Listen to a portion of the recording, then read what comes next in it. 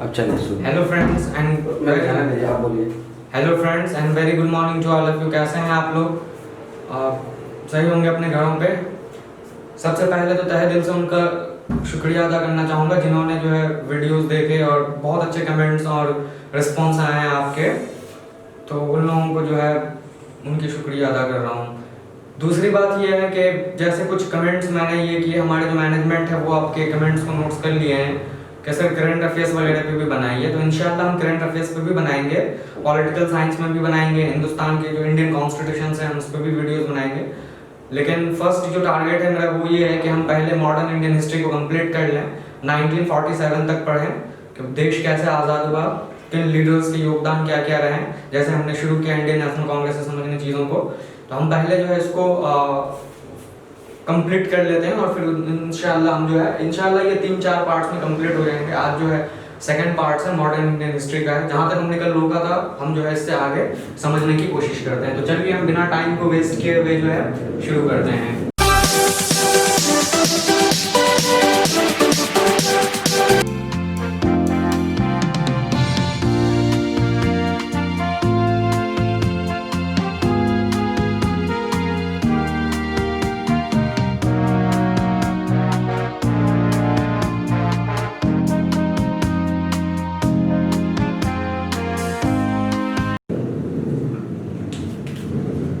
जैसे आप लोगों ने कल जो है मैंने एक चीज बताया था कि जो एक पॉलिटिकल एसोसिएशंस है आईएनसीज, इनकी स्थापना जो है दिसंबर 1885 में जो है एस्टैब्लिश हुई थी, ये इंडियन नेशनल कांग्रेस। ठीक है, अब आईएनसीज जो है वो ब्रिटिशर्स के सामने में क्या क्या जो है डिमांड रखे। सबसे पहला तो मैंने एक चीज आपको ये बताया कि इंडियन नेशनल कांग्रेस का जो डिमांड था वो आपका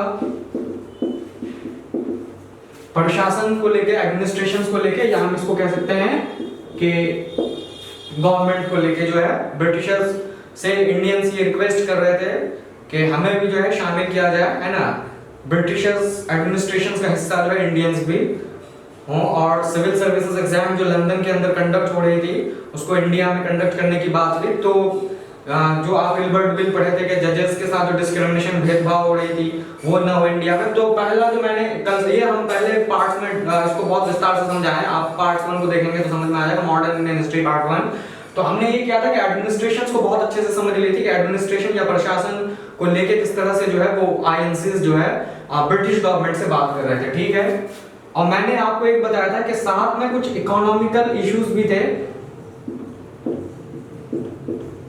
इकोनॉमिकल इश्यूज का मतलब होता है जैसे अर्थव्यवस्था को लेके भी कुछ प्रॉब्लम थी, समस्याएं थी, उसको आज हम डिटेल्स में बात करने वाले हैं और वहां से हम आज कंटिन्यू करेंगे। और इंशाल्लाह आज के लेक्चर्स में भी जो बहुत अच्छी अच्छी हम जो है स्टोरी आपको यहाँ पे बताएंगे। तो इकोनॉमिकल इश्यूज हमने एडमिनिस्ट्रेशन कंप्लीट कर लिया था, इकोनॉमिकल इश्यूज पे हमें बात करनी है। ठीक है, जो नहीं देखे हैं पार्ट 1, तो अगर वो पार्ट 1 को देखेंगे तो पार्ट 2 ज्यादा बेहतर तरीके से समझ सकते हैं, वैसे कोई प्रॉब्लम्स नहीं है। तो हम देखते हैं कि इकोनॉमिकल इश्यूज के अंदर क्या क्या चीजें हमें डिस्कस करनी है यहाँ पे, कि आईएनसीज ने ब्रिटिशर्स गवर्नमेंट के सामने कौन कौन से इकोनॉमिकल इश्यूज को सामने रखा उन्होंने और किस तरह की जो है वो थी। तो इसको हम क्या करते हैं, एक तो मेरा टारगेट ये होता है कि हम सिर्फ लेक्चर दें, लेकिन दूसरी टारगेट ये है मेरा कि हम कुछ पॉइंट्स यहाँ पे नोट डाउन करें ताकि स्टूडेंट्स जो है आप भी वीडियो देखें, नोट्स बनाएं और अच्छे से उसको समझें, याद करें, तो कॉम्पिटिटिव लेवल एग्जाम के लिए सही होता है। तो हम उसको पॉइंट वाइज समझेंगे। तो अब आईएनसीज ने जो है इकोनॉमिकल इश्यूज पे बहुत सारी अर्थव्यवस्था के ऊपर प्रॉब्लम्स थी। जैसे आपने 1757 से देखा कि अंग्रेज आए इंडिया के अंदर और टैक्सेस बढ़ा दिया, रेवेन्यू बढ़ा दी, किसानों के ऊपर जुल्म इतने हुए, सिर्फ ब्रिटिश गवर्नमेंट को कोई फर्क नहीं पड़ा, है ना, सिर्फ उनको टैक्स या रेवेन्यू कलेक्ट करनी थी। तो हम कह सकते हैं कि यहाँ पे जो है नंबर ऑफ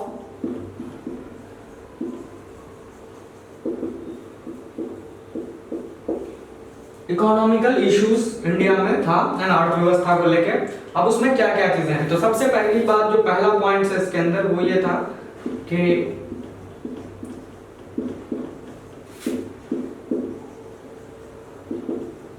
पॉवर्टी या फैमिन्स, फैमिन्स का गरीबी जिसे कहते हैं, काफी ज्यादा गरीबी भारत के अंदर मौजूद थी उस वक्त। और जो पॉवर्टी थी इंडिया के अंदर, तो इसमें ब्रिटिशर्स का बड़ा योगदान था।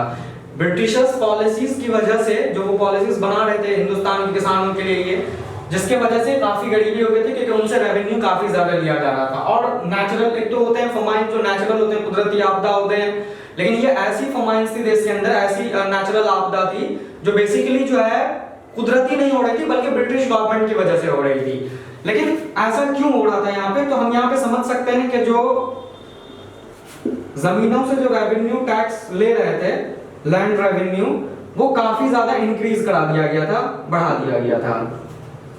मुगल्स के टाइम में भी जो देखिए, एक चीज मैं आपको बता दूं कि हिंदुस्तान के अंदर जो सोर्स ऑफ इनकम का जरिया है कि गवर्नमेंट के पास जो इनकम क्या होते हैं, तो एक तो एग्रीकल्चरल सेक्टर्स होता है, फिर इंडस्ट्रियल सेक्टर्स भी है। तो इंडस्ट्रियल सेक्टर्स से जो सोर्स ऑफ इनकम है वो बहुत बाद में आई।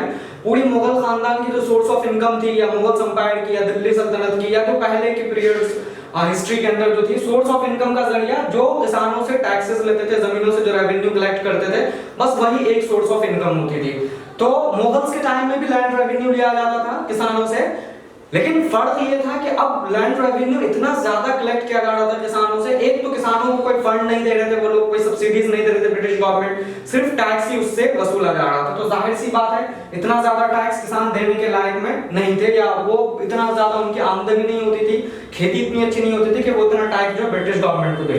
तो लैंड रेवेन्यू काफी इंक्रीज कर दिया गया था जो किसान वगैरह पेमेंट करते थे। तो काफी ज्यादा एक परेशानी की बात थी यहाँ पे, ठीक है। दूसरी बात जो है, मतलब ये सब इकोनॉमिकल इश्यूज हैं जो उस जमाने में थी, जिसके डिमांड इंडियन नेशनल कांग्रेस कर रही थी कि लैंड रेवेन्यू कम होना चाहिए, है ना। लेकिन एक चीज ये आपको बता दें, तो लैंड रेवेन्यू, चलिए मान लीजिए कि बहुत ज्यादा टैक्स ले रहे हैं किसानों से, लेकिन इनके लिए कोई फैसिलिटीज नहीं था। जैसे मैंने आपको बताया कि हम लिख सकते हैं कि नो फंड्स फॉर इरिगेशन। आप जानते हैं कि खेतों के सिंचाई के लिए पानी की जरूरत होती है, उनके लिए कोई फंड्स नहीं बना रहे थे ये लोग, मदद नहीं कर रहे थे, कोई सब्सिडीज नहीं दे रही थी। तो जिसके वजह से वो क्या कर रहे थे कि इतने टैक्स से जितनी भी प्रोडक्शन हो रही है, इतना ज्यादा प्रोडक्शन तो था नहीं, लेकिन जितनी प्रोडक्शन हो रही है वो सब ज्यादा जो है किसान ब्रिटिश गवर्नमेंट को दे रहे थे, जिसकी वजह से गरीबी हो गई थी। तो नो फंड्स फॉर इरिगेशन, ये भी एक इकोनॉमिकल इश्यूज थे। फिर और अगर यहाँ पे हम देखना चाहें पॉइंट वाइज, तो समझना चाहें कि और क्या प्रॉब्लम थी, तो जैसे यहाँ पे एक चीज ये बता दें कि सेकंड पॉइंट्स में हम लिख सकते हैं यहाँ पे कि शॉर्टेज ऑफ फूड ग्रेन्स, जितनी भी प्रोडक्शन हो रही थी इंडिया के अंदर, उसका एक अच्छा खासा हिस्सा जो है यूरोप एक्सपोर्ट कर दिया जा रहा था। तो कहने का मतलब शॉर्टेज ऑफ जो फूड ग्रेन थे वो बेसिकली इसलिए हो रहा था कि उनको उन तमाम जो अनाज पैदा होते हैं उसका 70-80%, 70-80% जो है एक्सपोर्ट किया जा रहा था, कहां पे, यूरोप के अंदर।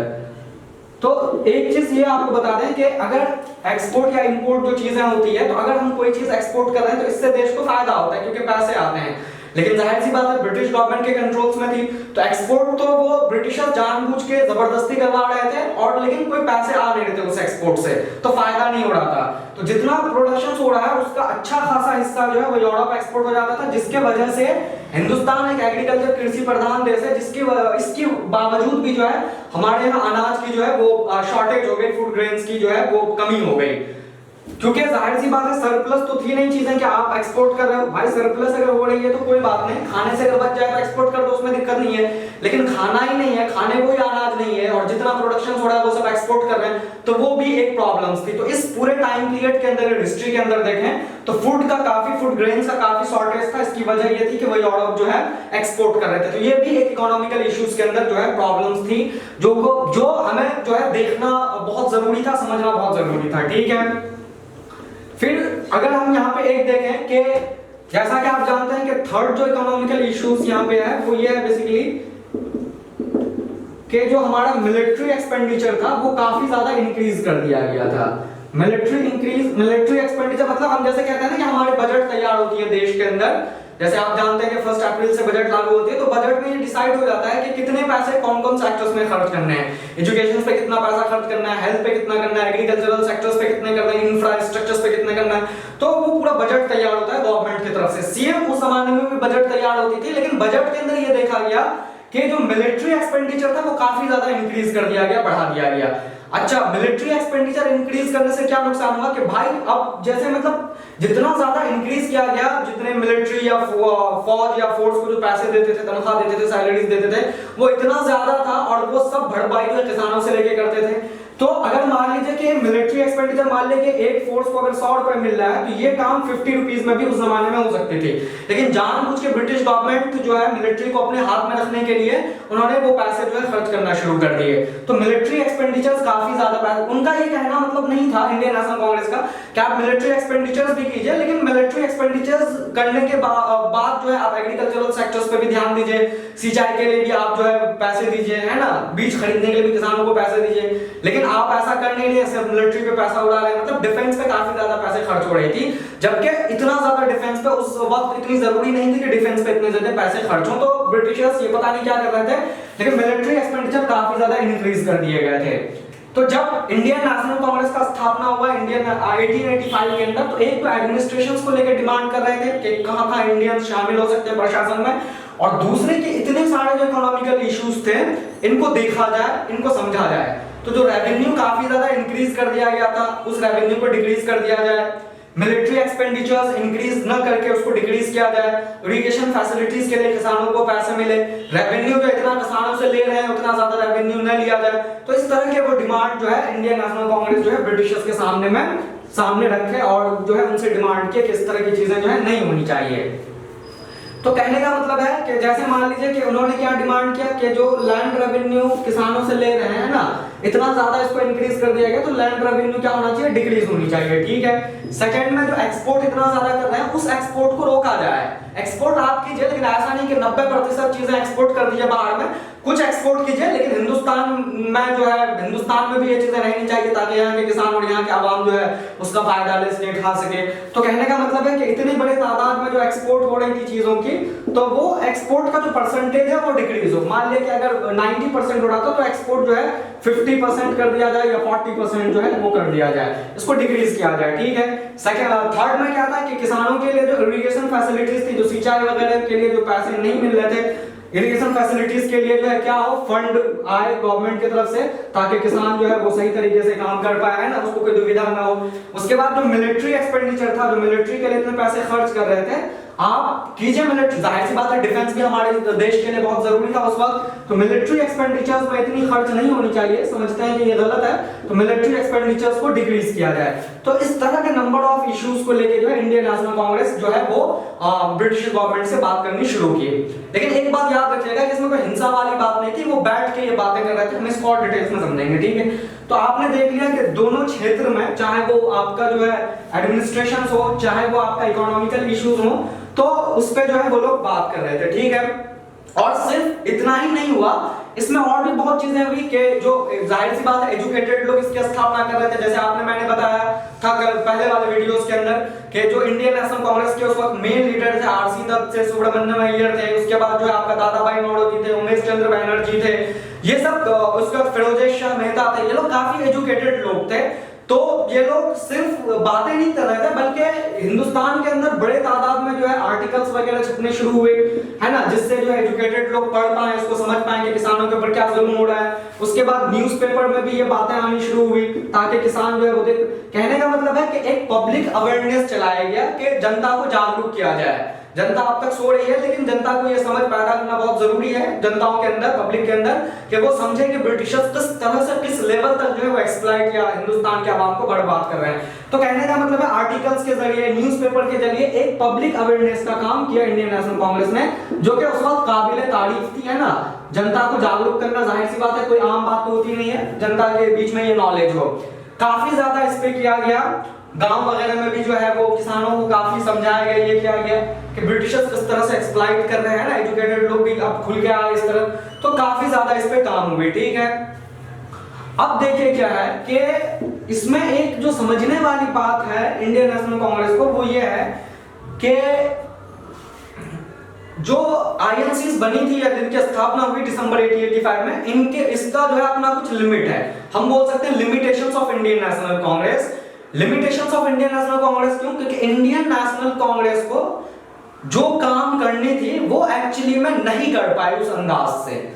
तो क्या हुआ कि इसको हम समझ सकते हैं कि 1890s के आसपास आते आते, क्योंकि 1885 में बना, 5 साल में तो पता चल गया कि क्या चीजें हो रही नहीं हो रही, और आपने देखा कि हर साल सेशन भी होती थी। तो 1890s तक आते आते क्या हुआ कि बहुत सारे इंडियंस या हिंदुस्तानी जो थे, और वो एजुकेटेड लोग थे, एक्टिव लीडर भी थे, वो इंडियन नेशनल कांग्रेस के ऊपर सवाल करना शुरू किए गए। हम इसको यहां पे लिख सकते हैं कि many Indians began to rise question about the political systems of INCs, Indian national Congress. कहने का मतलब है कि बहुत सारे हिंदुस्तानियों ने इन जो आईएनसीज का जो पॉलिटिकल सिस्टम थी, जो इसकी राजनीतिक व्यवस्था थी, उस पे क्वेश्चंस उठने शुरू हुए। अब जाहिर सी बात है, इसमें समझना बहुत जरूरी ये है कि इसको हम लिमिट बोलते हैं कि इंडियन नेशनल कांग्रेस तो बनाई गई 1885 के अंदर, लेकिन जिस लेवल पे काम होनी चाहिए या जिस चीज पे काम होनी चाहिए उस लेवल पे काम नहीं हो रहे थे। ठीक है, उसको समझाएंगे कि कैसे। तो बहुत सारे जो है इंडियंस थे जो पॉलिटिकल सिस्टम पे जो है वो सवाल उठाने शुरू किए इंडियन नेशनल कांग्रेस के। इस तरह से अगर आप करेंगे तो हमें आजादी कभी नहीं मिलेगी। आजादी के लिए जो आप कर रहे हैं वैसा नहीं करना होगा, हमें कुछ और चीजें करनी होगी। लेकिन सवाल ये है कि इसमें क्या चीजें थी, क्यों क्वेश्चंस उठा रहे थे। तो जैसे यहाँ पे एक चीज हमें लिखना है कि आईएनसीज तो बनाई गई थी 1885 के अंदर, लेकिन इनका एक मानना था, इनका एक अपना प्रिंसिपल था, सिद्धांत था कि कोई भी चीज हम जो है नॉन वायलेंस तरीके से नहीं करेंगे, हम केवल ब्रिटिश गवर्नमेंट से रिक्वेस्ट करेंगे, बैठ के बातें करेंगे। इसको हम बोलते हैं पॉलिटिक्स ऑफ प्रेयर। क्या बोलते हैं? Politics of prayer. प्रेयर का मतलब होता है प्रार्थना करना, है ना। हम ब्रिटिश गवर्नमेंट से लड़ेंगे नहीं, और हम जो है उनसे प्रार्थना करेंगे, रिक्वेस्ट करेंगे, और रिक्वेस्ट करके अपनी बात जो है मनवाएंगे, मतलब रिक्वेस्ट करेंगे। ठीक है, नॉन वायलेंस है, हिंसा नहीं होना है ना, हिंसक नहीं होकर काम करना है। Politics of prayer. इसी पॉलिटिक्स ऑफ प्रेयर्स पे सवाल उठ रहे थे, क्वेश्चन मार्क लगाया बहुत सारे हिंदुस्तानियों ने कि अगर इस तरह से हम रिक्वेस्ट करेंगे ब्रिटिश गवर्नमेंट से, है ना, इस तरह से अगर प्रार्थना करके बात करने की कोशिश करेंगे तो शायद जो है हमें आजादी नहीं मिले, और इस तरह का जो एक्सप्लॉइट करना, ब्रिटिश एक्सप्लॉइटेशन का जो लेवल है वो कम ना हो। इसको रोकने के लिए बहुत जरूरी है कि कुछ लेवल तक अगर हिंसा भी हो जाए, वायलेंस भी हो जाए, तो ये एक्सेप्टेबल होनी चाहिए। हमें प्रार्थना या रिक्वेस्ट नहीं करना है, डायरेक्ट उनसे बात करनी है। तो इस पे काफी ज्यादा क्रिटिसाइज भी हुए इनके पॉलिसीज पे, है ना, कि जो है प्रेयर्स से बात नहीं बनेगी। लेकिन सवाल ये है कि अब बहुत सारे हिंदुस्तानी थे कि इस पे क्वेश्चंस कर रहे थे, लेकिन इनमें जो उस जमाने में एक्टिव थे वो मैं बताऊंगा कि हिंदुस्तान के अंदर 3 जगह पे, 3 अलग अलग पार्ट्स के अंदर वहां पे एक्टिव लीडर जो है वो उभर रहे थे, और इंडियन नेशनल कांग्रेस की जो पॉलिसीज थी, जो उनके प्रोग्राम्स थे, उनको काफी उन्होंने क्रिटिसाइज किया कि पॉलिटिक्स ऑफ प्रेयर नहीं होनी चाहिए, रिक्वेस्ट नहीं होना चाहिए ब्रिटिश गवर्नमेंट से। तो लेकिन हिंदुस्तान में कौन कौन सी जगह पे जो है इस तरह के सवाल उठने शुरू हुए, और कौन कौन लीडर्स इसमें शामिल थे। तो 3 एरिया है जहां पे एक्टिव लीडर उभर रहे थे। एक तो मैं आपको बता दूं, तो इसको हम क्या कह सकते हैं, इसको कह सकते हैं कि इंडियन नेशनल कांग्रेस तो बनाई गई, लेकिन इनकी कुछ अपनी मर्यादा थी, इनकी कुछ अपनी लिमिटेशंस थी। उस लिमिटेशंस के बियॉन्ड नहीं जा रहे थे। ये एडमिनिस्ट्रेशंस को लेके बात कर रहे थे, इकोनॉमिकल इश्यूज पे बात कर रहे थे, लेकिन एक दायरे में रह के नॉन वायलेंस तरीके से नहीं कर रहे थे। मतलब नॉन वायलेंस तरीके से कर रहे थे, वायलेंस तरीके से नहीं कर रहे थे। तो लिमिटेशन हम कह सकते हैं। तो अब कौन सवाल उठा रहे थे, तो मैं कहूंगा कि 3 उस वक्त स्टेट थे जो इस पे क्वेश्चंस मार्क लगा रहे थे। एक आप जानते हैं पंजाब का स्टेट था उस वक्त, है ना। पंजाब के अंदर एक एक्टिव लीडर थे जो इसके खिलाफ थे, इनका नाम है लाला लाजपत राय। आप जानते हैं लाला लाजपत राय। तो लाला लाजपत राय साहब जो है वो कहना शुरू किया कि politics of prayer is not acceptable, है ना। तो वो वहां पे जो है क्वेश्चंस मार्क उठाना शुरू किए, क्वेश्चंस लगाना शुरू किया इंडियन नेशनल कांग्रेस की पॉलिसीज पे। अच्छा, एक चीज मैं आपको बता दूं, आगे चल के हम पढ़ने वाले हैं कि इंडियन नेशनल कांग्रेस 2 पार्ट्स में डिवाइड हो गए थे बाद में चल के। 1907 के अंदर सूरत में जो है सेशंस हुई थी, और सूरत के अंदर आईएनसीज 2 पार्ट में डिवाइड हो गए थे। उसको बोलते हैं गरम दल और नरम दल। आपको पढ़े होंगे मॉडरेट एंड एक्सट्रीमिस्ट। कुछ गरम दल के लीडर थे जो मॉडरेट्स की बात नहीं मान रहे थे नरम दल की, और कह रहे थे कि नरम दल से बात नहीं होनी है। समझना ठीक है। तो 1907 में यहां तक हुआ कि इंडियन नेशनल कांग्रेस 2 पार्ट्स में डिवाइड हो गए, लेकिन इंडियन नेशनल कांग्रेस में जो ये चीजें शुरू हुई उनको लेके, ये 1890 से चीजें शुरू हो गई, ठीक है। तो पंजाब के अंदर लाला लाजपत राय इंडियन नेशनल कांग्रेस के ऊपर सवाल उठा रहे थे कि पॉलिटिक्स ऑफ परेड से बात नहीं बनने वाली, रिक्वेस्ट से बात नहीं बनने वाली, खुल के आना होगा हमें, ठीक है। और एक आप जो है पंजाब के बात अगर देखें तो महाराष्ट्र के अंदर भी जो है काफी एक्टिव थे। तो महाराष्ट्र के अंदर भी जो है एक लीडर ने वहां पे कुछ सवाल उठाना शुरू किए। महाराष्ट्र के अंदर कौन है? बाल गंगाधर तिलक। तो ये सब आपको जो है याद रखना है एग्जाम्स में, कॉम्पिटिटिव लेवल्स के एग्जाम्स में। बाल गंगाधर तिलक जो महाराष्ट्र के अंदर सवाल उठा रहे थे।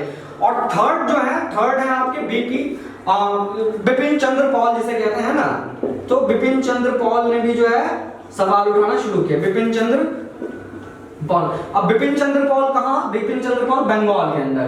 तो कहने का मतलब है कि हिंदुस्तान में 3 जगह पे ज्यादा जो है लोग निकल गया, पंजाब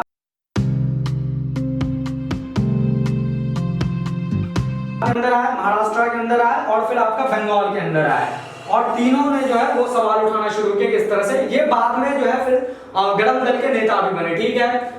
इसको याद रखने के लिए आप इसको जो है एक ट्रिक है याद, मुझे तो ऐसे ही है, लेकिन आप लोगों को याद रखने के लिए आप कर सकते हैं कि इन तीनों नाम को याद रखने के लिए आप जो है लाल बाल पाल करके याद कर सकते हैं, LBP। लाल मतलब होता है आपका जो है यहाँ पे लाला लाजपत राय, बी का मतलब होता है बाल गंगाधर तिलक, और पी का जो है बिपिन चंद्र पॉल। पॉल का जो लास्ट वाला हिस्सा है ना इसको PL करके, तो इसको लाल बाल पाल कहते हैं। आप इस तरह से एग्जाम्स में इसको एग्जाम्स के लिए कॉम्पिटिटिव लेवल्स के लिए लाल बाल पाल करके याद रख सकते हैं। लाला लाजपत राय पंजाब से थे तो P हम याद रख लेंगे। उसके बाद जो है आपका जो यहाँ पे है बाल गंगाधर तिलक तो महाराष्ट्र से M याद रख लेंगे। और जो पॉल था बिपिन चंद्र पॉल वो बंगाल से थे तो PMB। तो ये शॉर्ट फॉर्म से याद रखने के लिए इस तरह से आप इसको याद रख सकते हैं। अच्छा, बात यहां तक हुई कि जो इसमें बाल गंगाधर तिलक है इनका काफी रोल्स रहा इस पे, है ना, कि और इन्होंने एक बहुत मशहूर स्लोगन भी दिया उसी जमाने में, है ना। इनका एक स्लोगन था उस जमाने में कि freedom is our birth right, I shall have it. तो मैं उस स्लोगन का नाम देता हूं कि क्योंकि बाल गंगाधर तिलक पूरे खुल के आया और उन्होंने कहा कि जो है हमें ब्रिटिशर से इस तरह से आजादी नहीं मिल सकती। तो बाल गंगाधर तिलक जो महाराष्ट्र से थे, है ना, इन्होंने जो है पूरी आजादी के बारे में बात की कि हमें स्वराज चाहिए, है ना। स्वराज का मतलब होता है आजादी, है ना, इंडिपेंडेंट चाहिए। और ये इंडिपेंडेंट इस तरह से नहीं होगा, तो उन्होंने इसके लिए एक मशहूर स्लोगन दिया जिससे हिंदुस्तान के अवाम को अपनी तरफ अट्रैक्ट कर सके। तो उन्होंने स्लोगन दिया, काफी मशहूर स्लोगन है। स्लोगन्स भी आपको याद रखना जरूरी होता है क्योंकि कई बार कॉम्पिटिटिव लेवल एग्जाम्स में पूछ लेते हैं कि इनकलाब जिंदाबाद का किसने जो है स्लोगन दिया, या भारत छोड़ो क्विट इंडिया मूवमेंट किसने दिया, या freedom is our birth right, I shall have it किसने ये स्लोगन दिया। तो कुछ लीडर्स के भी नाम पूछ लेते हैं, तो you must have to remember also the slogan which is given by the different leaders. तो कहने का मतलब है कि इन्होंने स्लोगन दिया freedom is our birth right, I shall have it, I shall have it. तो इस तरह के इन्होंने जो है एक मशहूर स्लोगन दिया, है ना, और ये काफी मशहूर हुआ। इनका कहने का मतलब ये था बाल गंगाधर तिलक का कि जो हमारी फ्रीडम है जब हम पैदा होते हैं तभी हमें ये आजादी मिल जाती है। ये ब्रिटिश गवर्नमेंट डिसाइड करने वाले कौन होते हैं कि हम जब बड़े होंगे तो हमसे आजादी छीन ली जाएगी। जैसे आपने वर्नाकुलर प्रेस एक्ट में देखा कि फ्रीडम ऑफ स्पीच जो है हमसे छीन ली गई। तो कहने का ये मतलब था कि नहीं होनी चाहिए इस तरह से, भाई जब हम पैदा होते हैं तभी हमें फ्रीडम मिल जाए। और फ्रीडम का मतलब जीने का जो फंडामेंटल राइट्स है ना, हमें उस तरह की फ्रीडम से वो ब्रिटिश गवर्नमेंट छीन रहे थे। तो उन्होंने कहा कि फ्रीडम जो है वो हमारा एक बर्थ राइट है, जन्म अधिकार है, उसे नहीं छीननी चाहिए। तो इस तरह के स्लोगन देके एक तरह से क्या कह सकते हैं ना कि मतलब लोगों के बीच में एक जो है गर्मी फूकी उन्होंने, ताकि ब्रिटिश गवर्नमेंट के सामने खुल के आ सके। भगत सिंह आए, सुभाष चंद्र बोस वगैरह आए, है ना, जो इंडियन नेशनल आर्मी बनाई बाद में, चंद्रशेखर आजाद आए जिन्होंने इनकलाब जिंदाबाद वगैरह का नारा दिया, स्लोगन दिया। तो इस तरह का इनका एक ऑब्जेक्टिव्स था जो बाल गंगाधर तिलक थे यहाँ पे मौजूद। कि किस तरह से इंडिया के अलग अलग पार्ट, पंजाब, महाराष्ट्र और बंगाल के अंदर जो है वो लीडर्स उभर के आ रहे थे। और इंडियन नेशनल कांग्रेस की जो सियासी स्ट्रक्चर थी, जो पॉलिटिकल स्ट्रक्चर्स थी, उस पे उन्होंने सवाल खड़े किए और कहा कि इस तरह से बात नहीं बनने वाली है। तो आपने इस तरह से जो है चीजों को समझा, ठीक है। और जो स्वराज के बारे में बात कर रहे थे कि आजादी होनी चाहिए, मिलनी चाहिए, पॉलिटिक्स ऑफ करियर के क्वेश्चंस हुए, ठीक है।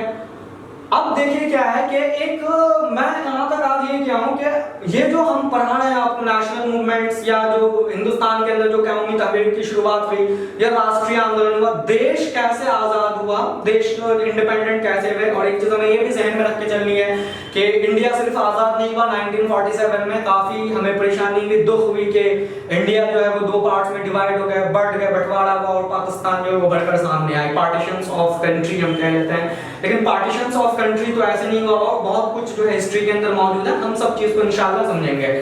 तो मैं एक चीज आपको यहाँ पे ये बताऊं कि अब इसको समझने के बाद हम जो है कुछ इवेंट्स के जरिए, आज का जो मेरा टारगेट है, हम पूरे नेशनल जो मूवमेंट्स की हिस्ट्री है इंडिया के अंदर, हम एक तो ये पढ़ेंगे कि जैसे हमने शुरू किया कि हम इसको 1885 से पढ़ना शुरू किए, तो 1885 से लेकर 1915 तक हम इसको कह सकते हैं कि एक टारगेट होगा जो हमें एक जो है समझना है, ठीक है। फिर हम ये कह सकते हैं कि सेकंड पार्ट के अंदर 1915 से शुरू करेंगे और फिर 1947 तक हम इसको समझेंगे। ये दो पार्ट्स में डिवाइड किए। लेकिन सवाल आप पूछेंगे कि ऐसा क्यों, तो ऐसा इसलिए हुआ क्योंकि 1915 जो है 1915 हिस्ट्री के अंदर एक इंपॉर्टेंट डेट्स है। इसमें यह हुआ कि गांधी जी के बारे में डिटेल्स में समझना है। गांधी जी अफ्रीका के अंदर प्रैक्टिस कर रहे थे, है ना, बैरिस्टर्स, और फिर वो जो है अफ्रीका से इंडिया वापस आए। तो इंडिया जब वापस आए तो 1915 था, डेट 1915 को वापस आए।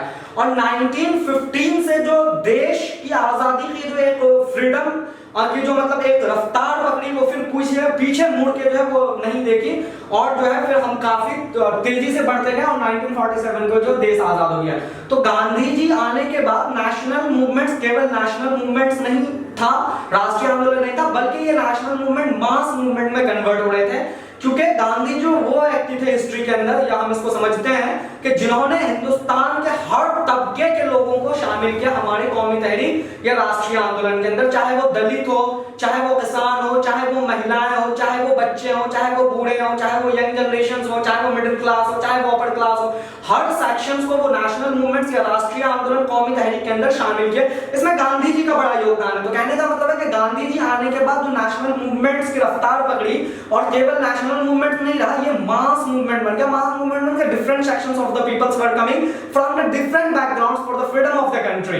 तो ये बहुत अहम बात है और गांधी जी का इसमें बड़ा योगदान है। तो हम 1915 के बाद एक अलग तरह की हिस्ट्री समझेंगे कि गांधी जी के बाद क्या हुई, लेकिन फिलहाल हमें 1915 तक चीजें पहुंचनी है। तो 1915 तक हम देखते हैं कि क्या क्या जो है वो चीजें हुई। अच्छा, जब गांधी जी आए तो केवल हिस्ट्री गांधी जी तक ही नहीं है हिंदुस्तान के अंदर, इसी जमाने में वर्ल्ड के अंदर क्या चीजें हो रही है, हमें वर्ल्ड हिस्ट्री के अंदर भी फोकस करना है। रशिया के अंदर रशिया की क्रांति हो रही है, रशियन रेवोल्यूशन 1917 के अंदर, वो चीजें देखनी है। वर्ल्ड वार जो 1940 से शुरू हो गया, वर्ल्ड वार का भी प्रभाव जो हमारे राष्ट्रीय आंदोलन के अंदर जो है शामिल है, तो हमें वर्ल्ड वार भी समझना है। थोड़ी रशिया के अंदर जो सोशलिज्म है, समाजवाद का कॉन्सेप्ट है, वो रशिया के अंदर 1917 के अंदर जो है उभर के सामने आया। लेनिन जो है वहां का पहला बना, सिविल वॉर रशिया के अंदर शुरू हुई जो, तो हमें जो है वर्ल्ड हिस्ट्री पे भी यहाँ पे फोकस करना है। तो 1915 के बाद जो एक अलग तरह की चीजें होंगे, थोड़ी चीजें जो है हम आपको वर्ल्ड हिस्ट्री से भी यहाँ पे रूबरू करवाएंगे, लेकिन फिलहाल हम समझते हैं कि 1915 तक क्या क्या चीजें हुई, क्योंकि 1915 तक एक समझ आपके अंदर हो जाएगी और फिर आप आगे जो है और बेहतर तरीके से चीजों को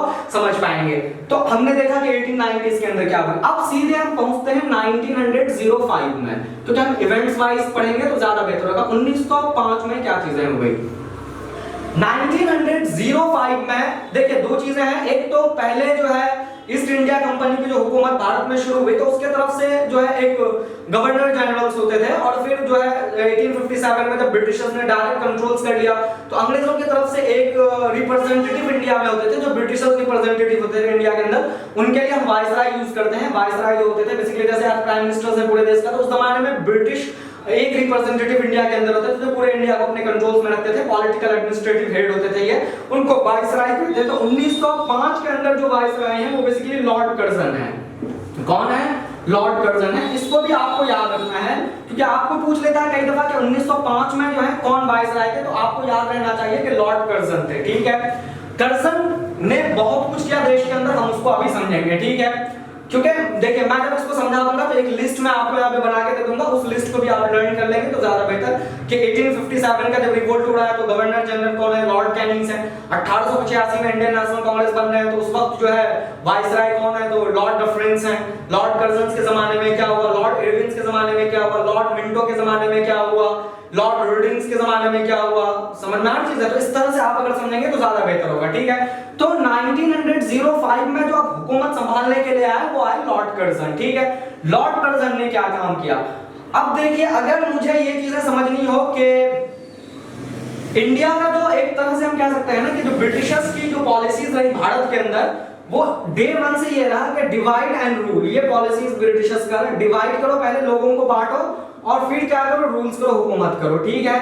और जाहिर सी बात है क्योंकि इंडिया एक ऐसा देश है जहां पे इतने विभिन्नता है, इतनी डाइवर्सिटी है, इतने अलग अलग जबान के लोग बोलने वाले मौजूद हैं, अलग अलग कल्चर्स के बोलने वाले लोग मौजूद हैं, अलग अलग धर्म के मानने वाले लोग मौजूद हैं, अलग अलग क्षेत्र से बिलोंग करने वाले लोग मौजूद हैं। तो कहने का मतलब है कि विविधता की कमी नहीं है, इतनी डाइवर्सिटी है। हमें ऐसा लगता है, हमें ऐसा महसूस होता है और आप लोग भी, कि पूरे दुनिया के अंदर इतनी कॉम्प्लिकेटेड देश जो है वो पूरे वर्ल्ड में शायद कहीं नहीं होगा जितना भारत के अंदर है। तो जब ब्रिटिशर्स हुकूमत करने के लिए आए तो ब्रिटिशर्स देख के ताज्जुब हो गए कि अलग अलग धर्म के मानने वाले लोग एक साथ मिलके कैसे रहते हैं। हिंदुइज्म हैं, बुद्धिज्म हैं, जैन हैं, सिखिज्म हैं, मराठीज हैं, मुस्लिम्स हैं, क्रिश्चियनिटी है, ज्यूज हैं, इतने अलग अलग धर्म के मानने वाले लोग एक साथ मिलके कैसे रह सकते हैं। तो बेहतर यह होगा कि हम धर्म के ही बुनियाद पर लोगों को डिवाइड करना शुरू करें, तो शायद से हम रूल्स कर पाएंगे। और डे वन से, और इसकी बुरी नतीजा ये हुआ कि 1947 को हमें पाकिस्तान देखने को मिला कि हमारा जो है वो एक अलग देश उभर के सामने आया।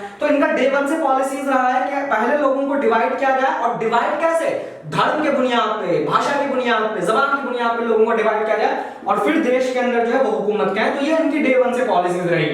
तो अब देखिए क्या क्या चीजें हुई और लॉर्ड कर्जन ने क्या किया यहाँ पे। उस वक्त अगर हम समझे तो उस वक्त जो इंडिया के अंदर जो प्रोविंसेस होते थे, जो हम कह सकते हैं कि आज के जमाने में स्टेट्स होते थे या उस जमाने में उसको प्रोविंसेस कहते थे। तो जैसे आज हम समझते हैं कि बंगाल एक अलग स्टेट है, उत्तर प्रदेश एक अलग है, बिहार एक अलग स्टेट है, झारखंड एक अलग स्टेट है, लेकिन उस जमाने में बहुत सारे स्टेट एक साथ थे और फिर बाद में आजादी के बाद धीरे धीरे ये स्टेट बनने शुरू हुए, है ना। तो कहने का मतलब है कि एक प्रोविंस था जो आप जानते हैं बंगाल प्रोविंस, मतलब बंगाल एक स्टेट था उस जमाने में, बंगाल प्रोविंसेस। और पूरे भारत के अंदर देखें, इंडिया के अंदर अगर देखें तो सबसे जो क्षेत्र में अगर देखें, एरिया वाइज देखें तो सबसे बिगेस्ट प्रोविंस जो था वो बंगाल का था। तो हम कह सकते हैं कि बंगाल प्रोविंस जो था उस जमाने में काफी बिगेस्ट प्रोविंस था। और अगर आज देखें कि आज का कौन कौन सा स्टेट्स मिला के बंगाल प्रोविंस का एरिया था उस जमाने में, तो हम कह सकते हैं कि आज का आपका उत्तर प्रदेश का कुछ हिस्सा, उसके बाद आपका बिहार का कुछ हिस्सा, बंगाल तो था ही आपका मेन, और फिर इसमें हम कह सकते हैं उड़ीसा, अब तो लिखते उड़ीसा है ना, उड़ीसा, ठीक है। तो इन सब स्टेट्स को मिला के जो है आज का इन सब स्टेट्स को मिला के उस जमाने में बंगाल प्रोविंसेस होता था। तो आप अंदाजा लगा सकते हैं कि एरिया वाइज कितनी जो है यहाँ पे मतलब एरिया कितना इसका कवर कर रहे थे, कितने बड़े क्षेत्र पे ये फैली हुई थी बंगाल प्रोविंस, ठीक है। बंगाल एक जमाने से काफी फर्टाइल एरिया रहा है, जाहिर सी बात है। जो एग्रीकल्चर प्रोडक्शन होती है, जो खेती बाड़ी होती है, जिसमें बंगाल का बड़ा योगदान होता है, क्योंकि बंगाल की जमीन जो है काफी फर्टाइल है। तो हम कह सकते हैं कि बंगाल के अंदर फर्टिलिटी की कमी नहीं है, मतलब उपज बहुत है यहाँ पे, और बड़े तादाद में लोग यहाँ पे खेती बाड़ी करते हैं, एग्रीकल्चर करते हैं। तो हिंदुस्तान में जो सोर्स ऑफ इनकम है, जिससे ब्रिटिश गवर्नमेंट को पैसे आ रहे थे, तो उसमें से सबसे ज्यादा पैसे जो उनको मिल रहा था वो बंगाल प्रोविंस से मिल रहा था। और आप याद रखिएगा, देखिए मैं थोड़ा हिस्ट्री जब पढ़ाता हूं ना, मुझे समझ में नहीं आती है कि कितनी चीजें मैं आपको बताऊं, क्योंकि इतनी चीजें हैं बताने के लिए हिस्ट्री के अंदर। देखिए इंडिया के अंदर बहुत सारी पावर्स आए, डच, पुर्तगाल वगैरह पहले आए, फिर फ्रांस आए, और ब्रिटेन जो है वो सबसे आखिरी में, आपको मालूम होना चाहिए। पहले पुर्तगाल, डच, फिर फ्रांस, उसके बाद जो है ब्रिटेन आया। तो हिंदुस्तान के अंदर यूरोपियन 4-5 पावर पहुंचे, लेकिन 4-5 पावर्स में या 4-5 कंट्रीज में सबसे लास्ट में जो था वो ब्रिटिशर्स था।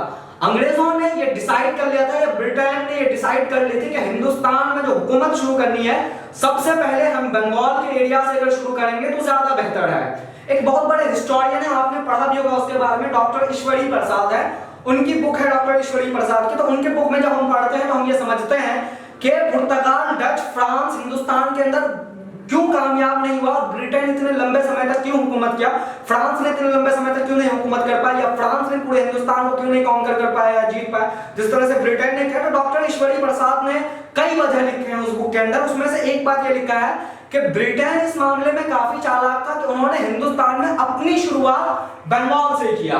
अगर यही काम फ्रांस वाले अगर बंगाल से करते तो शायद से हुकूमत वो ब्रिटेन के पास नहीं होती, फ्रांस के पास होती।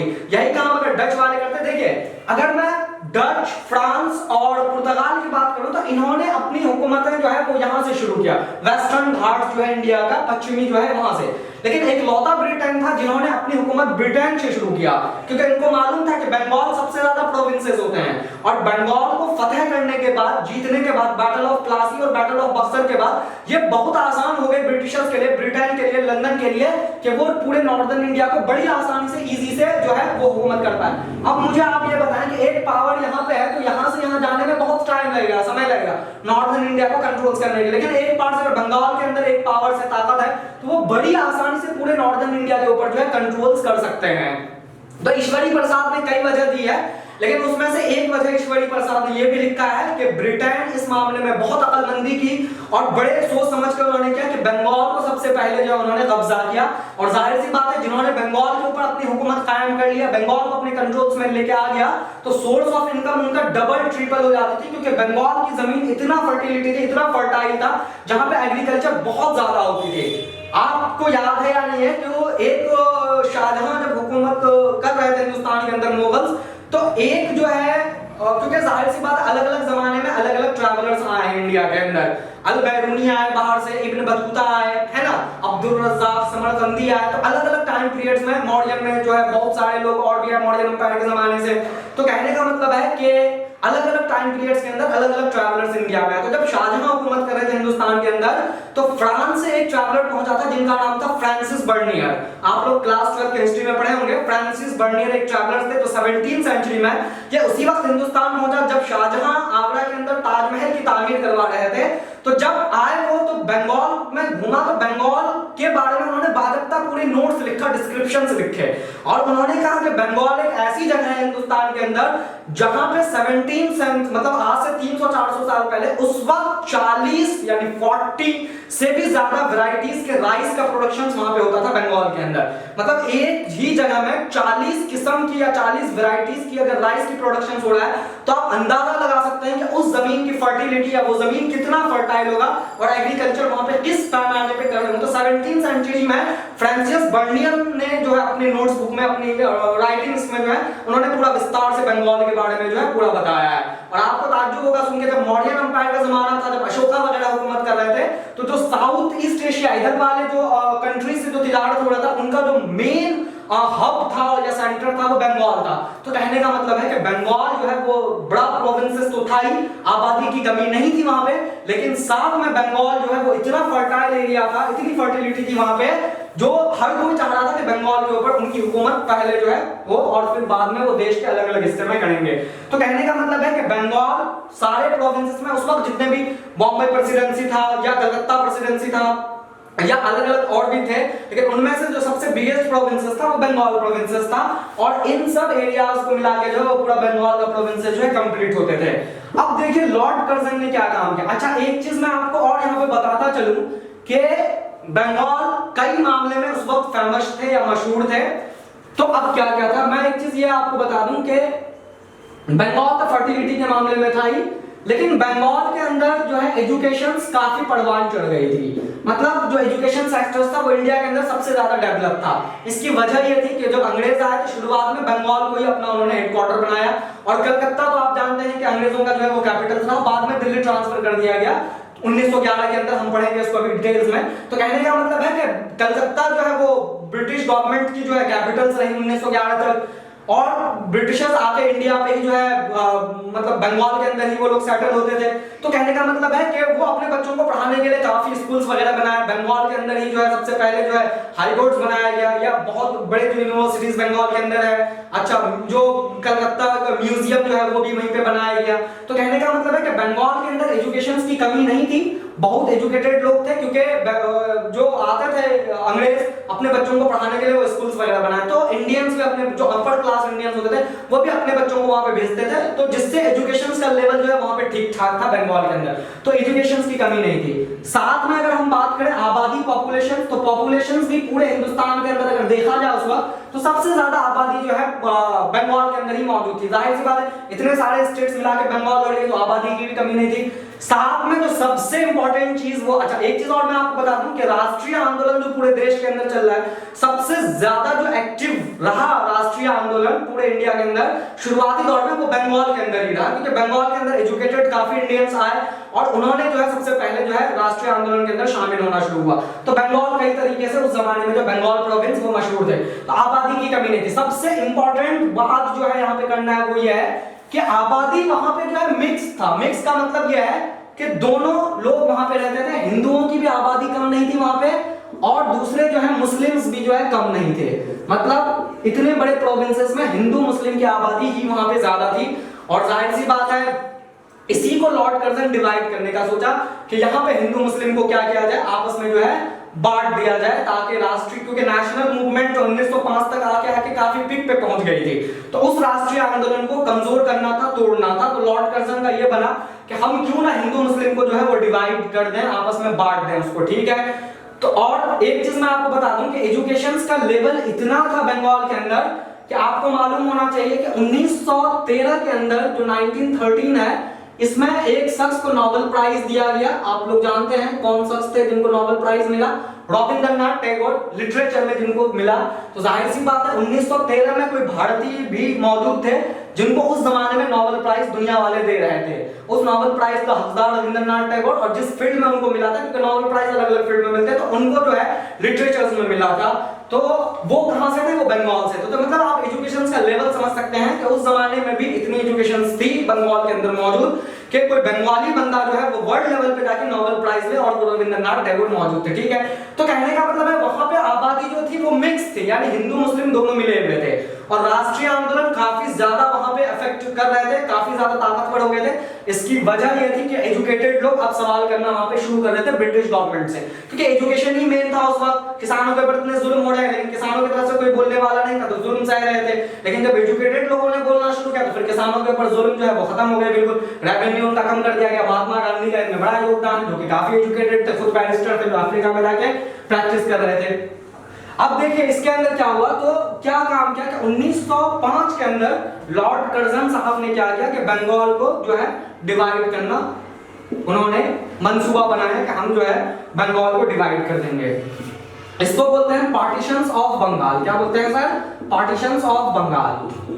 पार्टीशंस ऑफ बंगाल को हम कहते हैं कि बंटवारा हो गया। पार्टीशंस मतलब बंटवारा होना, तो बंगाल का विभाजन हो गया, हम जिसको कहते हैं। तो पार्टीशंस ऑफ बंगाल 1905 के अंदर हुआ, और बंगाल को जो है दो पार्ट्स में डिवाइड कर दिया गया। एक पार्ट जो है ईस्ट बंगाल का एरिया इसमें कर दिया गया है ना, और ईस्ट बंगाल का एरिया जैसे मान लीजिए कि असम वगैरह का जो एरिया है ना, इसको पूरा मिला के वो जो है ईस्ट बंगाल कह दिया। और एक पार्ट को उन्होंने डिवाइड किया वेस्ट बंगाल का एरिया, वेस्ट बंगाल और ईस्ट। और इसकी वजह ये थी क्योंकि ईस्ट बंगाल के अंदर जो है ज्यादातर मुस्लिम आबादी थी, तो मुस्लिम को इन्होंने जो अलग कर दी। उससे मेन मकसद था राष्ट्रीय आंदोलन को कमजोर करना।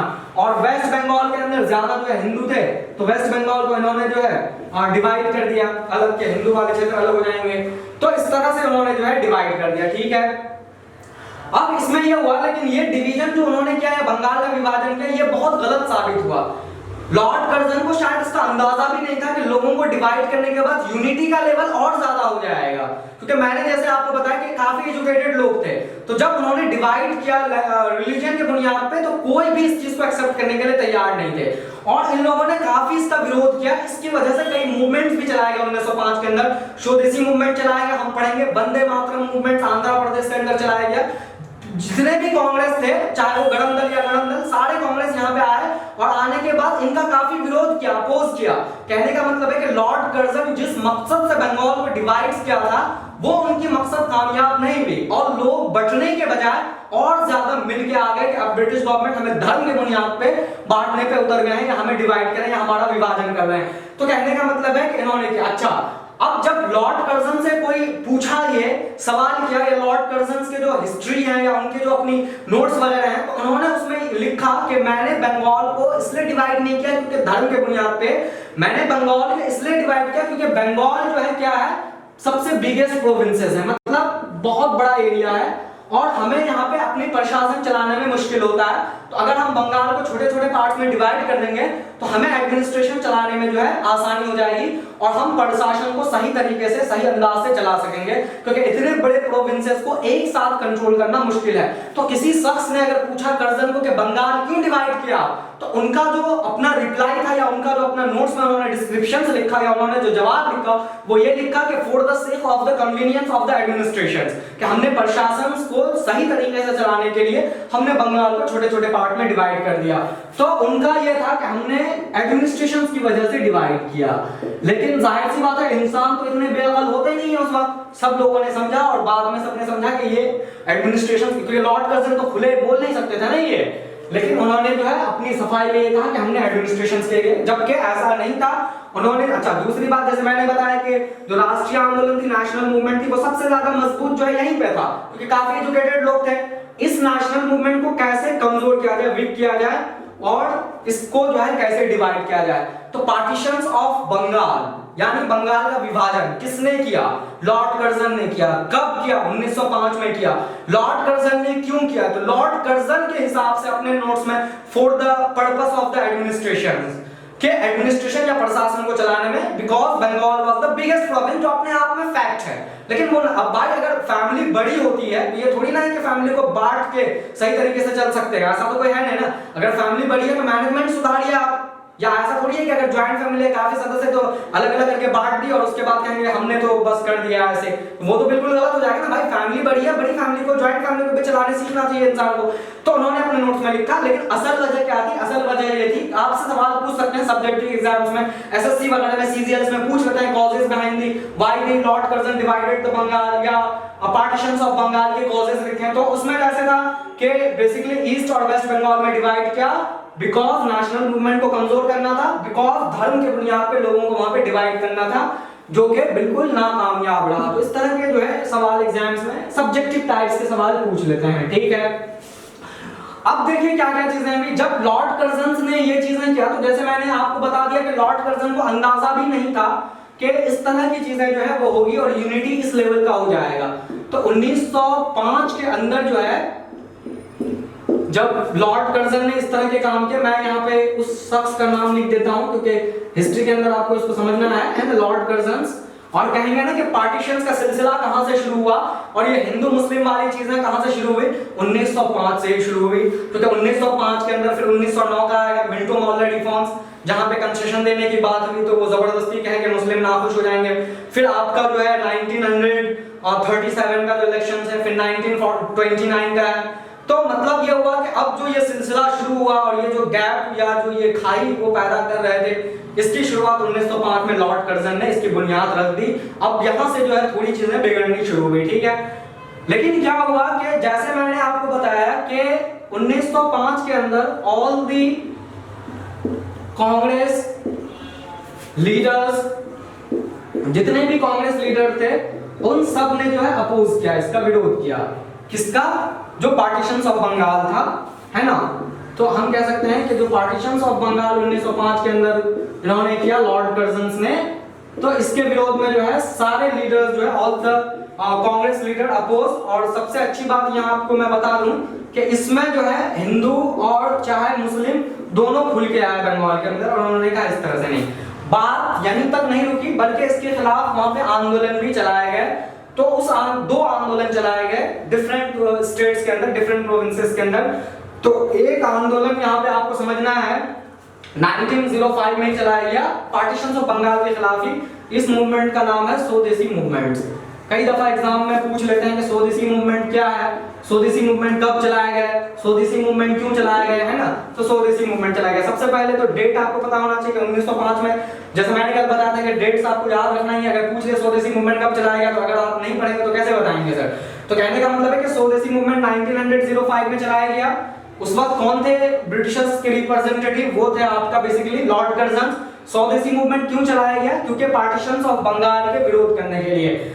और एक मूवमेंट और चलाया गया जिसको बोलते हैं वंदे मातरम। तो स्वदेशी मूवमेंट तो बंगाल के अंदर चलाया गया बड़े पैमाने पे, है ना, जो पूरा बंगाल प्रोविंसेस हैं। और एक चलाया गया वंदे मातरम मूवमेंट, वंदे मातरम मूवमेंट। आप हिस्ट्री के बुक्स में जो है देख सकते हैं, इसको पढ़ सकते हैं, वंदे मातरम मूवमेंट। ये मूवमेंट जो बेसिकली चलाया गया था आंध्र प्रदेश के अंदर। तो पूछ लेते हैं कि वंदे मातरम जो है कब चलाया गया और कौन से स्टेट्स में चलाया गया, कौन से प्रोविंसेस में। तो उस वक्त आंध्र प्रदेश मूवमेंट्स जो है ये चलाया गया। अब इस दोनों मूवमेंट्स का ऑब्जेक्टिव क्या थे, मतलब किस वजह से चलाए गए थे। तो हमने ये कहा कि हम बंगाल के जो डिवाइड किया गया था उसके विरोध में, लेकिन इसके और ऑब्जेक्टिव्स भी हैं, उन ऑब्जेक्टिव्स को यहाँ पे समझेंगे 1905 के अंदर।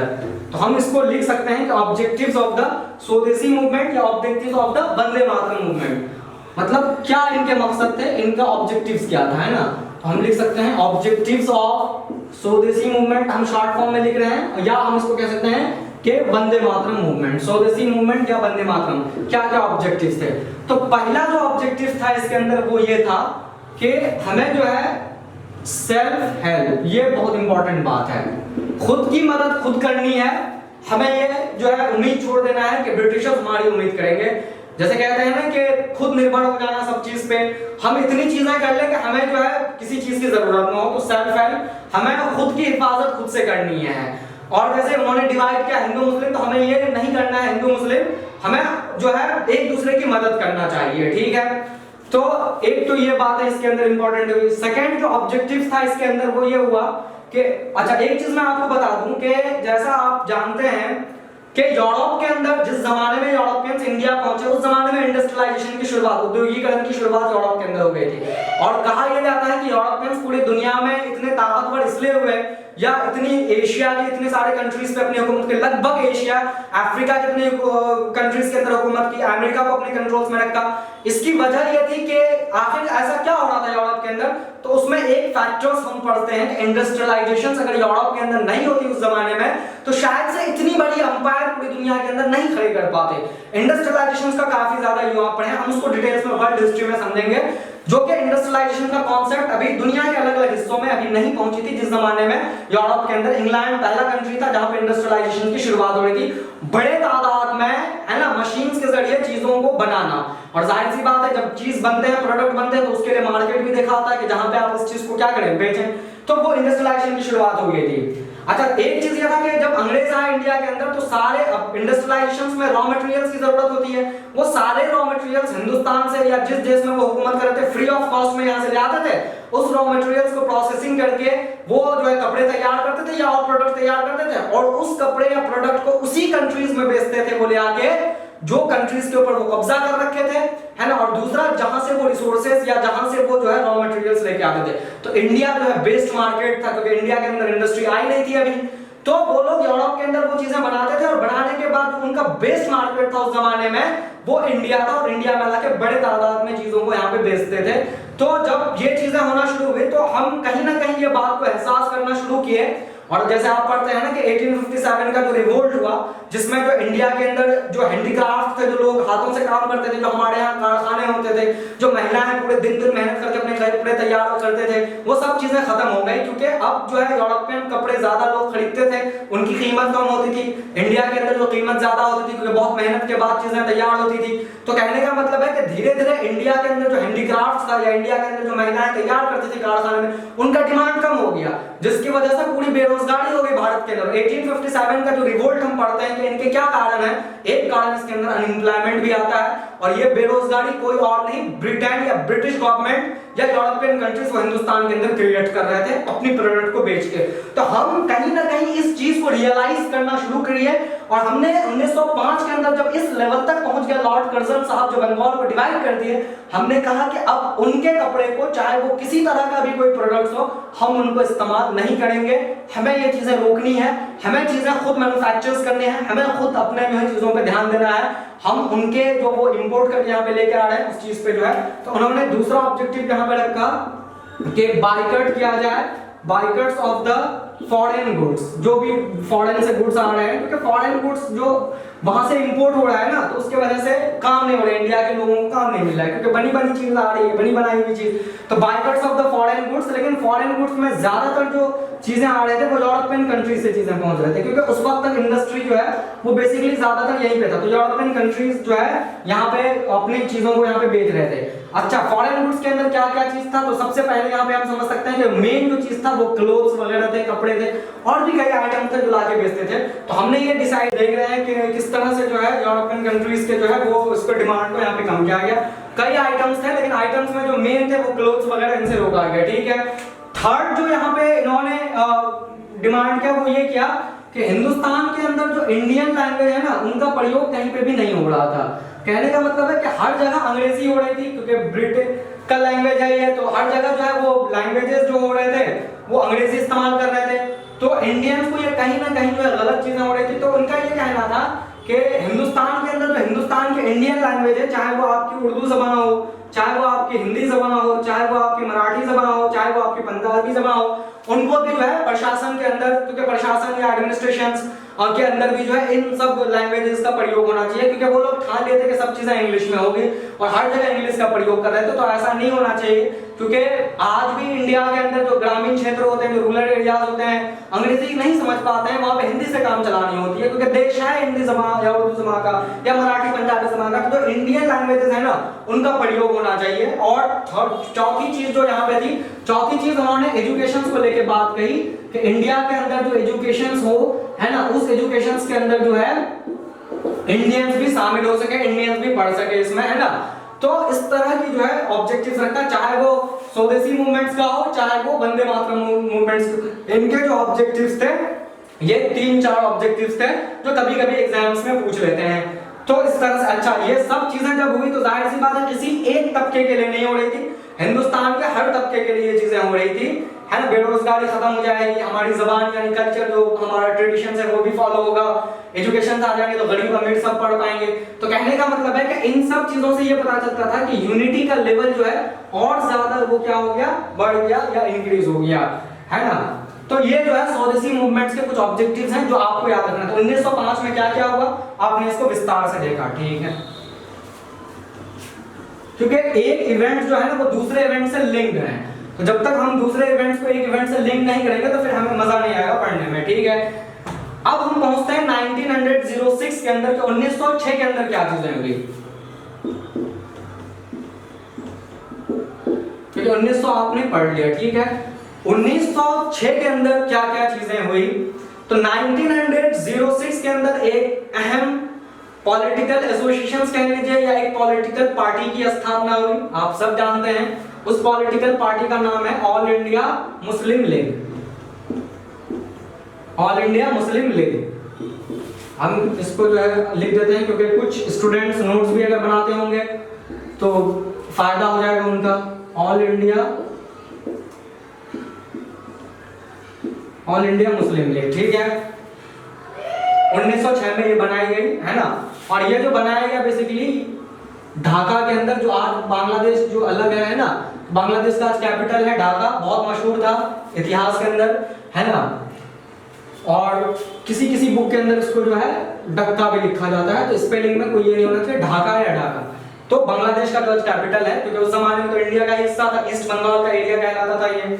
तो इस तरह से जो है ऑल इंडिया मुस्लिम लीग बनाया गया। इसके जो फाउंडर थे उनको याद रखना है, जैसे आपने पढ़ा कि आईएनसीज जो 1885 में बनाई गई थी, अब तक एक ही पॉलिटिकल एसोसिएशन इंडिया के अंदर थी, पॉलिटिकल पार्टी जो बड़े विस्तार से काम कर रहे थे ना, डिटेल्स में और भी थी, लेकिन उसमें से मेन जो था इंडियन नेशनल कांग्रेस, जिसकी स्थापना 1885 में हो गया। तो आपने देखा कि 1885 के अंदर जो इनके फाउंडर थे एओ ह्यूम और डब्ल्यूसी बैनर्जी थे। तो सेम ऐसे ही इनके फाउंडर्स के आपको नाम याद रखने हैं कि कौन इनको बनाया। तो बेसिकली जो है ऑल इंडिया मुस्लिम लीग को जो बनाने वाले थे, हम कह सकते हैं कि कुछ नवाब्स मिलकर ये काम कर रहे थे, या हम इसको कह सकते हैं कि जो कुछ लैंडलॉर्ड्स थे, जमींदार थे, तो ये जो है मिलके बना रहे थे ये पॉलिटिकल पार्टीज, कुछ नवाब या लैंडलॉर्ड्स। अब कोई भी पॉलिटिकल एसोसिएशन या पॉलिटिकल की स्थापना होती है, उनका एक ऑब्जेक्टिव होता है कि क्यों बनाई गई। जैसे इंडियन नेशनल कांग्रेस बनाया गया, तो आप देखिए कि इंडियन नेशनल कांग्रेस एडमिनिस्ट्रेशन या इकोनॉमिकल इश्यूज पे बात कर रही थी। तो जाहिर सी बात है ऑल इंडिया मुस्लिम लीग जो बनाई गई थी तो कोई ऑब्जेक्टिव तो होगा ना, क्यों बनाई गई थी पॉलिटिकल एसोसिएशन, हम इसको समझेंगे। लेकिन उससे पहले ये बोलेंगे कि ये जो नवाब से लैंडलॉर्ड थे, जो जमींदार थे, इसका जो मेन फाउंडर थे, दो व्यक्ति को इसका जो है मेन श्रेय जाता है जिन्होंने इसको बनाया। दोनों नवाब थे, एक है नवाब सलीमुल्लाह खान, सलीमुल्लाह खान, इनके नाम आप याद रखेंगे क्योंकि एग्जाम्स में कभी कभी पूछ लेते हैं who was the founder of all India Muslim league, तो नवाब सलीमुल्लाह खान। और एक व्यक्ति और थे इसके अंदर, आगा खान, आगा खान। तो ये दो मेन फाउंडर हैं जो इनकी बुनियाद रख रहे थे। कई क्वेश्चंस यहाँ पे तय हो गया। ऑल इंडिया मुस्लिम लीग कब बनाई गई? 1906 में बनाई गई। कहाँ पे बनाई गई? ढाका या ढक्कन में। कहाँ पे है? तो आज का जो बांग्लादेश उसका जो कैपिटल है वहां पे था, उस वक्त इंडिया में शामिल थे। कौन बना रहे थे? जो नवाब लैंडलॉर्ड्स थे, जो जमींदार थे, मुस्लिम जमींदार को बना रहे थे। कौन थे? तो सलीमुल्लाह एंड आगा खान। तो कई सवाल यहीं पे क्लियर हो गए। लेकिन इसका जो मेन ऑब्जेक्टिव्स है, मतलब क्या थे, वो हमें समझना जरूरी है, क्योंकि कुछ लोग इसको गलत सेंस में लेते हैं या जो है इससे सही इसको नहीं समझ पाते हैं। तो हम इसको समझेंगे कि ऑल इंडिया मुस्लिम लीग के क्या क्या ऑब्जेक्टिव्स थे, क्यों बनाई गई थी। एक बात मैं आपको बता दूं कि हिस्ट्री एक ऐसी सब्जेक्ट है, इतिहास एक ऐसा सब्जेक्ट है, तारीख जिसे कहते हैं, जैसे आपको लगता है कि ये काफी बोरिंग सब्जेक्ट है, पढ़ने में बिल्कुल किसी को मन नहीं करता है, लेकिन मजबूरी में सबको पढ़ना होता है क्योंकि कॉम्पिटिशंस एग्जाम्स फेस करने होते हैं, पहली बात। दूसरी बात ये है कि मैं केवल 30 मिनट या 35 मिनट में ये लेक्चर्स नहीं हम कर सकते हैं क्योंकि इतनी सारी चीजें हैं। तो जाहिर सी बात है वक्त काफी लगता है इसमें और काफी लंबे लंबे वीडियोस बनते हैं, इसमें काफी वक्त। मेरे पास तो कोई सुविधा नहीं है, मैं जैसे आपका अभी कर रहे हैं ऑनलाइन तो हम तो कंटिन्यू बोलते हैं, आपके पास है। आप अगर जब वीडियोस देखते देखते परेशान हो जाते हैं तो कोई दिक्कत नहीं, आप पॉज का बटन दबा लीजिए, फिर जो है पानी पीजिए, घूमिए फिरिए, फिर जब दिमाग फ्रेश हो जाए तो फिर आइए, फिर वापस शुरू कीजिए। तो आप ब्रेक लेके, इंटरवल लेके देखेंगे तो आप जो है समझ पाएंगे, वरना अगर कंटिन्यूटी में देखिएगा तो आपको फिर जो है मन नहीं करेगा। और जाहिर सी बात है एग्जाम देने के लिए तो हमें देखना ही होगा, क्योंकि फिर बिना पढ़े हिस्ट्री कैसे हम, और अपने देश का अगर इतिहास नहीं जाने तो जानना बहुत जरूरी है कि हम चीजों को समझें कि कब कहां कैसे चीजें हुई। तो ऑल इंडिया मुस्लिम लीग जो है ये बनाई गई, ठीक है। अब देखिए क्या हुआ कि हम समझते हैं कि इनके ऑब्जेक्टिव्स क्या क्या थे, मकसद क्या थे ऑल इंडिया मुस्लिम लीग के। हम इसको ऑब्जेक्टिव्स कहते हैं, ये बहुत इंपॉर्टेंट है। कई बार ना एग्जाम्स में सवाल पूछ लेते हैं कि जैसे आईएनसी 1885 में बनाई गई तो इनके जो है क्या ऑब्जेक्टिव्स थे, या बाद में और जो पार्टीज बनी या और जो पॉलिटिकल एसोसिएशंस बने, हिंदू महासभा, उनके जो है क्या ऑब्जेक्टिव्स रहे। आरएसएस 1925 में बना, राष्ट्रीय स्वयंसेवक संघ बना 1925 के अंदर, उनके क्या ऑब्जेक्टिव्स रहे। तो हर चीज का अपना अपना ऑब्जेक्टिव्स है हर इसका। तो इनके क्या ऑब्जेक्टिव्स हैं, जैसा कि आप जानते हैं कि प्लासी के बाद अंग्रेजों ने हिंदुस्तान पे कब्जा किया और बक्सर के बाद बंगाल का पूरा एरिया, और 1857 के बाद ब्रिटिशर्स ने डायरेक्ट अपने कंट्रोल्स में लिया। कुछ ऐसे अभी भी मौजूद थे इंडिया के अंदर लोग जो ये चाह रहे थे कि मुगल खानदान की हुकूमत वापस इंडिया के अंदर आ जाए। जो नवाब थे, लैंडलॉर्ड्स थे, जो जमींदार थे, शायद से अंग्रेजों से इतना फायदा नहीं ले रहे थे ये लोग, या नहीं ले पा रहे थे जितनी इनको मुगल खानदान से फायदा जो है मिल रही थी। तो ये सोच रहे थे कि जिस तरह से मुगल्स की हुकूमत थी, सेम उसी स्ट्रक्चर्स की फिर हुकूमत शुरू हो जाए, तो शायद ये इस तरह से करने से चीजें हो जाए। तो पहला ऑब्जेक्टिव था कि जो मुगल खानदान की हुकूमत थी या जिस तरह से वहां पे स्ट्रक्चर था या वहां पे जो सिस्टम थी, व्यवस्था थी, सेम वैसा ही इंडिया में हो जाए, ताकि जो इंडिया के नवाब हैं, लैंडलॉर्ड्स हैं, वो फायदा ले सके। क्योंकि मुगल्स के दरबार से जो है काफी ने अपनी किस्मत जो है आजमाई है और सबकी किस्मत बने हैं, काफी लैंडलॉर्ड्स, जमींदार वगैरह, तो फिर वापस वही चीजें हो जाए। तो कहने का मतलब ये था कि ये लोग चाह रहे थे कि फिर से जो है मुगल्स अंपायर की जो चीजें हैं वो वापस हो जाए, तो मतलब वापस मुगल्स अंपायर जैसी स्ट्रक्चर्स भारत में शुरू हो जाए। क्योंकि उस जमाने में तो ये अच्छा था कि हम ब्रिटिशर्स से तो बेहतर था कि मुगल्स ही हो जाते। जितने ब्रिटिशर्स ने जुल्म किया, शायद से मुगल्स ने जुल्म नहीं किया, अगर आपने हिस्ट्री ठीक ठाक पढ़ी है तो वापस जो है वैसा हो जाए और वैसी एडमिनिस्ट्रेशन हो जाए। तो पहला मेन ऑब्जेक्टिव ये था, ठीक। सेकंड जो सबसे इंपॉर्टेंट है, जहां पे इंडियन नेशनल कांग्रेस जो बनी 1885 और जो ऑल इंडिया मुस्लिम लीग है, दो अलग अलग रास्ते में निकले यहीं से। अब मैं ये नहीं बता पाऊंगा इतना डिटेल्स में आपको कि उनकी अपनी सोच समझ क्या थी नहीं थी, लेकिन कहीं ना कहीं ये बात जरूर वो महसूस कर रहे थे और कुछ हद तक सही भी है कि इंडियन नेशनल कांग्रेस सोसाइटी या समाज के लिए वो काम नहीं कर पा रहे हैं, चाहे वो हिंदू सोसाइटी के लिए क्यों ना हो, जिसकी वजह से हिंदू महासभा 1915 में बनी, या जो मुस्लिम सोसाइटी हो उनके लिए वो काम नहीं कर पा रहे हैं, समाज को सही तरीके से वो नहीं देख पा रहे हैं। तो ऐसे ही रहा तो समाज बढ़ते हुए चले जाएंगे और यूनिटी बिल्कुल खत्म हो जाएगी। तो क्योंकि एक चीज और देखते हैं कि मुसलमान जो थे उस वक्त एजुकेशन की कमी हो गई थी, उस वक्त तक आते आते मुस्लिम लोग अपने बच्चों को नहीं पढ़ा रहे थे, है ना, और एजुकेशन की उतनी अहमियत नहीं थी। और आप जानते हैं कि एजुकेशन एक अच्छी वेपन से हथियार है जिससे हम समाज को रोशन कर सकते हैं। तो कुछ मुस्लिम ने ये डिसाइड किया कि ये जिम्मेदारी किसी एक पॉलिटिकल पार्टी के ऊपर नहीं थोपनी चाहिए। इंडियन नेशनल कांग्रेस अलग अलग चीजों पे बात कर रही है, एडमिनिस्ट्रेशन को लेके और अर्थव्यवस्था को लेके, लेकिन समाज में मुसलमानों के यहाँ एजुकेशन हो, मुस्लिम लोग पढ़ें, मुस्लिम के बच्चे पढ़ें, मुस्लिम लोग कंपटीशन को फेस कर पाए, बड़े बड़े ओहदे पे पहुंच पाए, तो ये बेहतर होगा कि मुसलमान खुद अपने कंधों में ये जिम्मेदारी अगर ले तो ये ज्यादा बेहतर होंगे। तो कुछ ऐसे मुस्लिम व्यक्ति उभर रहे थे जो मुस्लिम सोसाइटी के अंदर एटलीस्ट जितने भी मुस्लिम सोसाइटी थे कम से कम वहां पे सुधार हो जाए, रिफॉर्म हो जाए, एजुकेशन पहुंच जाए और लोग अपने बच्चों को जो है वो पढ़ाए। तो कहने का ये मतलब था कि ऑब्जेक्टिव जो था कि जो मुस्लिम सोसाइटी थी या जो मुस्लिम समाज थी, है ना, मुस्लिम सोसाइटी, तो उसके अंदर क्या हो जाए, रिफॉर्म हो, सुधार हो और लोग अपने बच्चे को क्या करें, पढ़ाए लिखाएं, जो नहीं कर रहे थे। ठीक है, सही है ये चीज। अपना इंडियन नेशनल कांग्रेस इतने बिजी थे अपने में, तो ये बेहतर होता है ना कि अब वो अपना क्या देखेंगे, उनके पास इतनी प्रॉब्लम्स हैं, तो ये बेहतर, अब हमारी फैमिली में लोग नहीं पढ़ रहे हैं तो ये हमें जिम्मेदारी है ना कि हम बताएं, ये बताएं, कोई बाहर वाला तो आगे बोलेगा नहीं, तो ये रिस्पॉन्सिबिलिटी खुद अपने कंधों में ले तो ज्यादा बेहतर होगा। और आप जैसा जानते हैं कि कई मुस्लिम स्कॉलर्स जो है इस पे लगातार काम कर रहे थे क्योंकि मुसलमान के अंदर एजुकेशन नहीं आ रहे थे। आपने देखा कि सर सैयद अहमद खान जो है 1875 के अंदर 1875 में एंग्लो ओरिएंटल कॉलेज की बुनियाद रखी और 1920 में जब एएमयू एक्ट पास हुआ था कॉलेज के सामने, तो सर सैयद अहमद खान जो है मुस्लिम स्कॉलर्स थे जो ये चाह रहे थे कि लीग ऑफ मुस्लिम यूनिवर्सिटी की स्थापना हो, या जो है शुरुआत में तो एंग्लो ओरिएंटल कॉलेज के नाम से, बाद में ये 1920 का जो एक्ट पास हुआ तो फिर अलीगढ़ मुस्लिम यूनिवर्सिटी के वो यूनिवर्सिटी बन के उभरे। तो कहने का मतलब है कि कुछ स्कॉलर्स थे, मुस्लिम स्कॉलर, जो वो लगे पड़े थे कि ऐसा हो, तो इस तरह से जो है वो हो रही थी चीजें। थर्ड जो सबसे इंपॉर्टेंट है यहाँ पे समझना कि ऑब्जेक्टिव्स, एक वर्ड होता है, आप इसको समझें, ऑटोनॉमी। क्या होता है? ऑटोनॉमी। ऑटोनॉमी का क्या मतलब होता है? ऑटोनॉमी का मतलब ये होता है कि हमें क्या करना चाहिए ये हमसे बेहतर कोई नहीं डिसाइड कर सकता, पॉजिटिव में, नेगेटिव में नहीं। नेगेटिव अगर करेंगे तो जाहिर सी बात है कोई आके रोकेंगे, लेकिन पॉजिटिवली अगर कोई चीज हम करना चाहें तो हमसे ज्यादा बेहतर कोई नहीं समझ सकता है। तो ये हमें पूरी आजादी होनी चाहिए कि हम लोग जो मुस्लिम कम्युनिटी हैं अपना फ्यूचर खुद डिसाइड करें। तो ऑटोनॉमी का मतलब इंडिपेंडेंसी। तो ये लोग ये कर रहे थे कि इतनी आजादी नहीं है मुसलमानों को कि वो इतना जो है खुल के वो चीजों को कर पाए।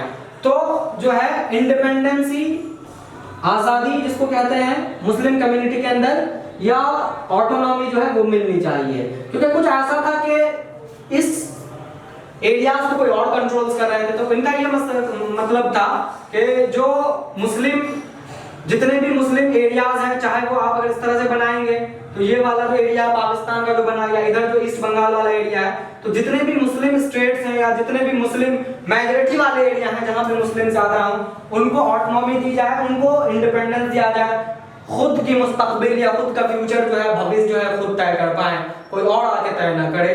तो मतलब जाहिर सी बात है जब इस तरह की बात हो रही थी तो जाहिर सी बात है कि आजादी नहीं थी, इतनी ऑटोनॉमी नहीं थी, तभी तो इस तरह की बात हो रही थी ना। अगर मैं आजाद हूंगा तो मैं किसी से क्यों कहूंगा? तो आजादी की कमी होगी। अब ये आजादी कौन कंट्रोल्स कर रहे थे, किनके हाथ में था? तो वो हम जो है जानते हैं कि ब्रिटिशर्स गवर्नमेंट थे, तो वो नहीं दे रहे थे। तो जितने भी मुस्लिम एरियाज हैं, कम से कम मुस्लिम एरियाज वाले क्षेत्र में खुद इनको आजादी मिलनी चाहिए, ऑटोनॉमी मिलनी चाहिए।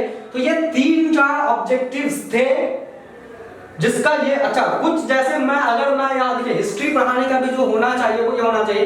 मैं ये यहाँ पे कह सकता था कि इंडियन नेशनल कांग्रेस जो आप लोगों को भी मैं सिखा रहा हूँ कि हिस्ट्री ऐसी ही अगर पढ़ेंगे तो ज्यादा बेहतर होगा। देखिए क्या है ना कि हिस्ट्री हम इसलिए पढ़ते हैं कि देश के बारे में जान सकें, देश के बारे में समझ सकें, अपना इतिहास समझ सकें। हम हिस्ट्री नहीं इसलिए नहीं पढ़ते हैं कि देश को बटा जाए या डिवाइड किया जाए, समझ में आ रही चीज है। तो अगर मैं आपको ये बताऊं कि मैं ये भी कह सकता था यहाँ पे कि जो इंडियन नेशनल कांग्रेस है वो बिल्कुल ही मुसलमानों पे ध्यान नहीं दे रहे थे, या मुस्लिम कम्युनिटी के कुछ नहीं कर रहे थे, या मुस्लिम समुदाय के लिए कुछ नहीं कर रहे थे, तो ऑल इंडिया मुस्लिम लीग ने गुस्से में आके एक अलग पार्टी बनाई कि चलो हम अपनी चीजों को खुद देखेंगे।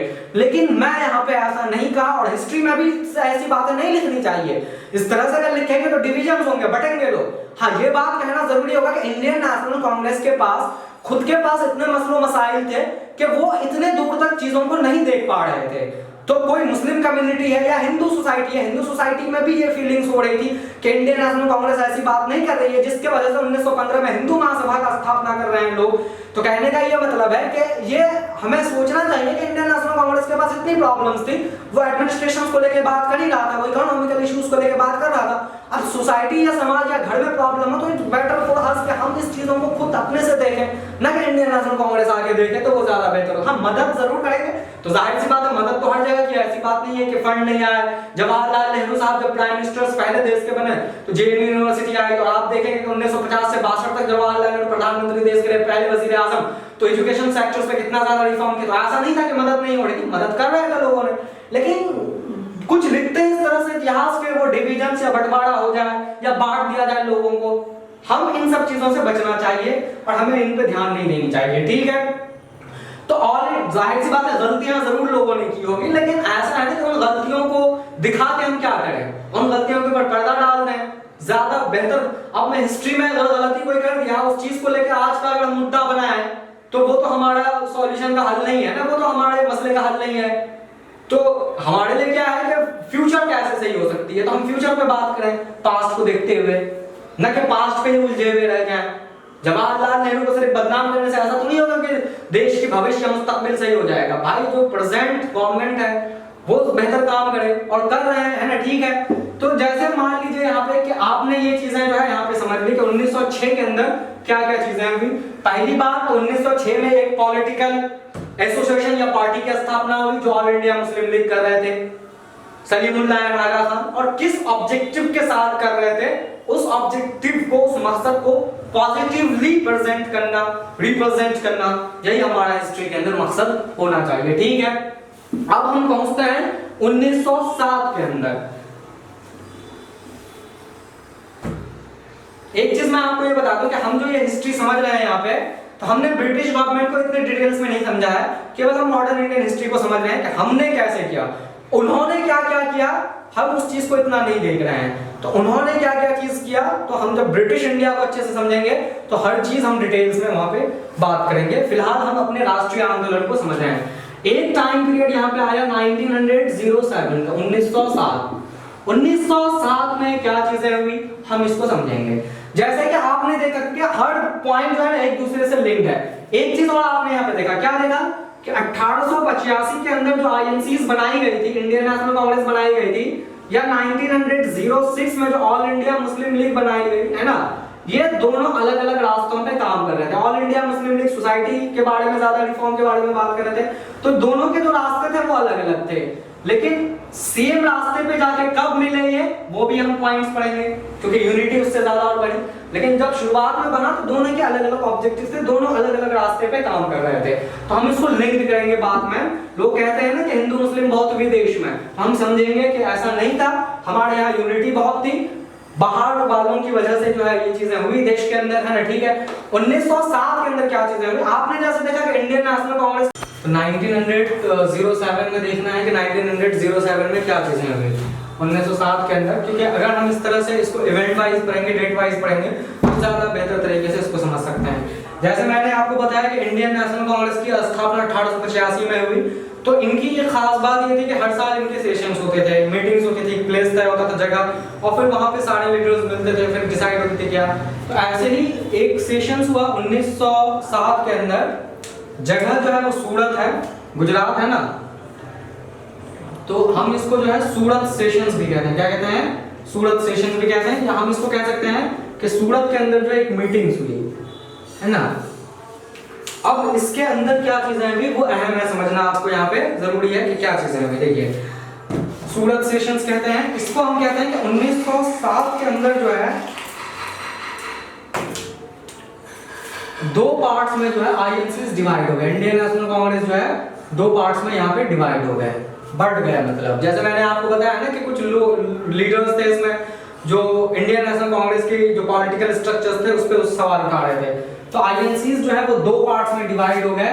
एक यहाँ पे कहलाया एक्सट्रीमिस्ट। एक्सट्रीमिस्ट का मतलब होता है कि जिनको हम कहते हैं कि गरम दल वाले जो नेता थे वो अलग हो गए, एक्सट्रीमिस्ट, ठीक है। और एक जो है यहाँ पे क्या है, मॉडरेट्स। मॉडरेट्स, ठीक है। गरम दल और नरम दल में जो है वो चीजें हो गई। और हम इसको कह सकते हैं कि इसको कभी कभी एग्जाम्स के अंदर जो है स्प्लिट ऑफ कांग्रेस भी लिखा होता है कि स्प्लिट ऑफ कांग्रेस जो है वो कब हुई। तो स्प्लिट का मतलब होता है टुकड़ों में बट जाना या डिवाइड होना, दो अलग अलग पार्ट्स में। लेकिन ये है कि 1907 के अंदर इस मीटिंग्स में सारे लीडर्स बैठे और कुछ लीडर्स जो है वो मॉडरेट्स के खिलाफ थे। वो ये नहीं चाह रहे थे कि हम इस तरह से प्रेयर्स या प्रार्थना करके अपनी रिक्वेस्ट जो है ब्रिटिश गवर्नमेंट से मतलब उनको मना सकते हैं। तो जाहिर सी बात है इसके लिए क्या करना होगा, एक्सट्रीमिस्ट। अब जो है लेकिन बाद में ये लोग यूनाइट भी है, लेकिन फिलहाल समझ लें कि 1907 में सूरत के अंदर एक मीटिंग्स हुई जहां पे दोनों मतलब लीडर्स बैठे थे, लेकिन मॉडरेट्स की बात मानने से इनकार कर दिए और जो है वो फिर अलग जो है गरम दल और नरम दल जो है कि जो है गरम दल का ये था कि वो वायलेंस का इस्तेमाल करेंगे, है ना, इस तरह से चीजें हुई 1907 के अंदर। और फिर क्या हुआ कि दोनों अलग अलग अपने पाथ जो है चुन लिया। जो एक्सट्रीमिस्ट है यहाँ पे कह सकते हैं कि जो एक्सट्रीमिस्ट अलग हुए, है ना। अगर आपसे ये पूछे कि एक्सट्रीमिस्ट के कौन कौन उस वक्त लीडर थे तो मेन हम इसको कह सकते हैं, जैसे आपने पढ़ा कि लाल, बाल और पाल, लाला लाजपत राय, बाल गंगाधर तिलक और बिपिन चंद्र पाल। तो ये तीनों जो है मेन जो है एक्सट्रीमिस्ट के लीडर थे जो गरम दल वाले थे। बाकी मॉडरेट्स में भी कुछ शामिल थे इसके अंदर। लेकिन एक चीज मैं आपको यहाँ पे ये बता दूं कि तिलक तो शुरुआत में रहा एक्सट्रीमिस्ट में, लेकिन बाद में फिर मॉडरेट्स में भी हो गए। इनका एक ये कहना था कि हम अगर ब्रिटिशर से आजादी चाहेंगे तो हमें जो है क्या होना चाहिए, रेडिकल वायलेंस करना है। क्या करना है, हम रेडिकल तो नहीं कह सकते, इसके लिए हम इस्तेमाल करते हैं रिवोल्यूशनरी वायलेंस। क्या है, रिवोल्यूशनरी वायलेंस करके ही जो हम देश को आजादी दिला सकते हैं। जैसे आपने क्या कि वो स्लोगन भी दिए थे, रेवोल्यूशनरी वायलेंस मतलब क्रांति कैसे लानी है। तो उन्होंने ये किया कि इस को करने के लिए रेवोल्यूशनरी मूवमेंट्स कह लीजिए कि रेवोल्यूशनरी आंदोलन इन्होंने चलाया। और इस रेवोल्यूशनरी मूवमेंट्स में ये कहा कि हम जो है यूज ऑफ वायलेंस यानी हिंसा का प्रयोग कर सकते हैं, समझदार चीजें हैं, चेंज के लिए। उसको बोलेंगे रेडिकल चेंज। क्या बोलेंगे, रेडिकल। रेडिकल का मतलब होता है कि अगर सोसाइटी में हमें बदलाव चाहिए, अगर हमें ये पता है कि सोसाइटी के अंदर अगर गलत चीज हो रही है, रेडिकल मतलब बहुत फास्ट। तो अगर हमें चेंज करनी है, बदलाव करना है, तो ये हमारे लिए बहुत जरूरी हो गया है कि हम जो है कोई जरूरी नहीं कि नॉन वायलेंस तरीके से ही चीजें कर सकते हैं। अगर थोड़ा बहुत हिंसा भी करना हो, वायलेंस भी हो, तो सोसाइटी में जो गलत चीजें हो रही है उसको हटाने के लिए तो ये एक्सेप्टेबल होना चाहिए। ये इसका मेन डिमांड था। तो मतलब क्या हो गया कि इंडियन नेशनल कांग्रेस में भी एक तरह से बढ़ गए, फूट पड़ गए और जो है एक हिंसा को लेकर करना चाह रहे थे, कुछ लीडर्स एक हिंसा के खिलाफ कर रहे थे। तो इस तरह के वाकयात हो गए और उन्होंने कहा कि वायलेंस सोसाइटी के अंदर कुछ हद तक एक्सेप्टेबल होना चाहिए अगर गलत चीज हो रही है उसको हटाने के लिए, है ना। तो इस तरह की वाकयात जो 1907 के अंदर चीजें हो गई थी।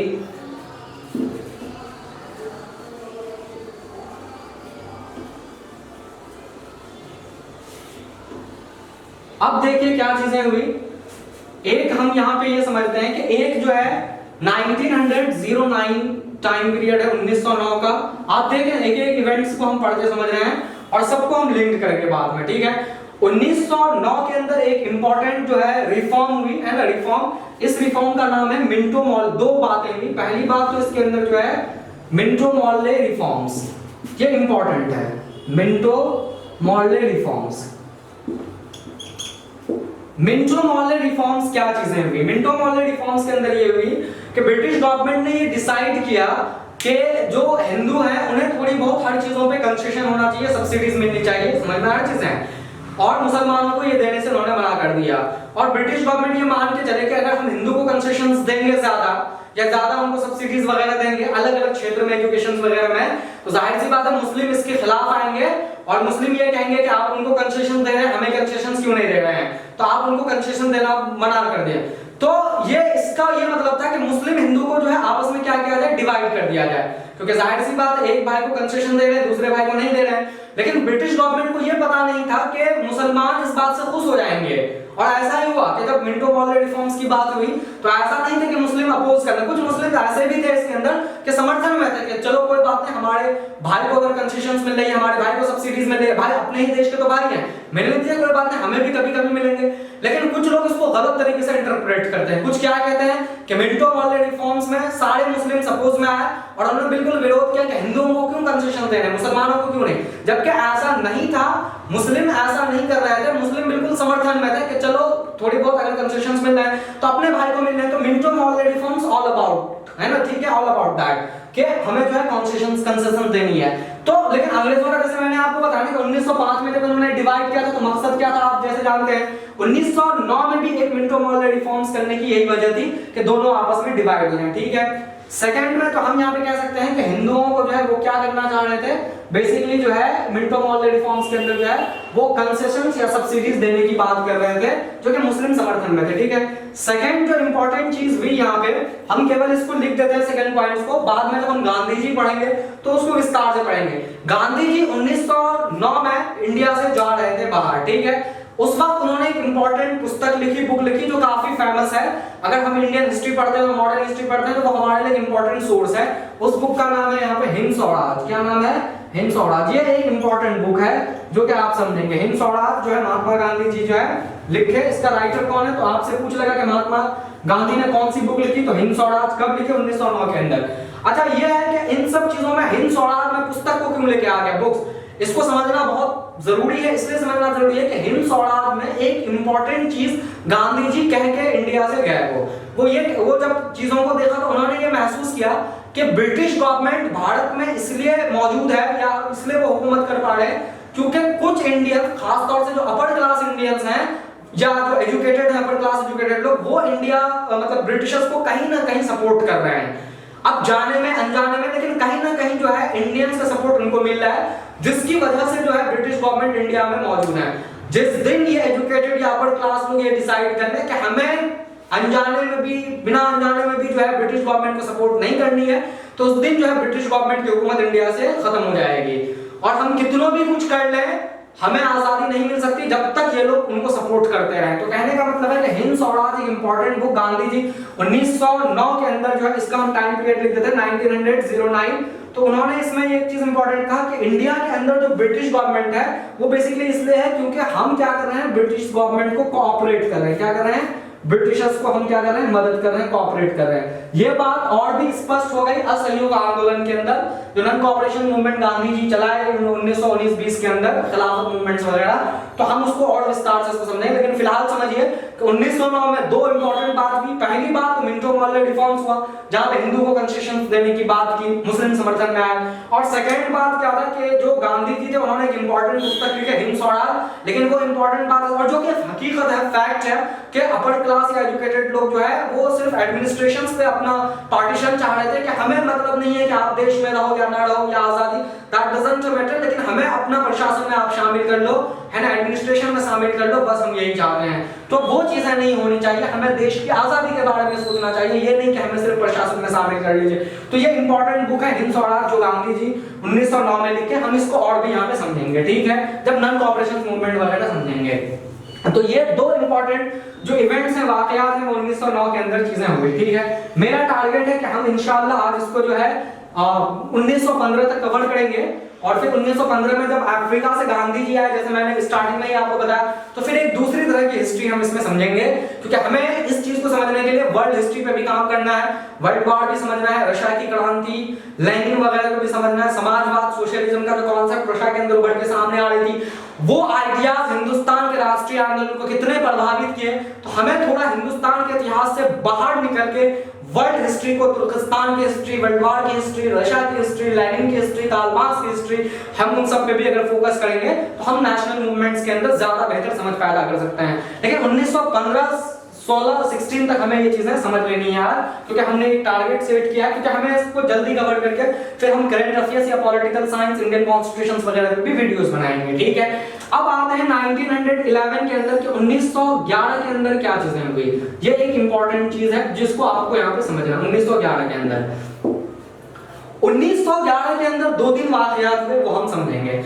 जैसा कि आप जानते हैं कि हिंदुस्तान के अंदर जब ब्रिटिशर्स आए या ईस्ट इंडिया कंपनी की हुकूमत थी इंडिया के अंदर, तो इनका जो है मेन 3 प्रोविंस था जिसको लेके ये चल रहे थे। एक जो सबसे अच्छी प्रोविंसेस इनके इसमें था, एक तो था मद्रास प्रेसिडेंसी, कि पूरा मद्रास जो साउथ इंडिया का एरिया है उन बहुत सारे स्टेट्स को मिला के मद्रास प्रेसिडेंसी होती थी।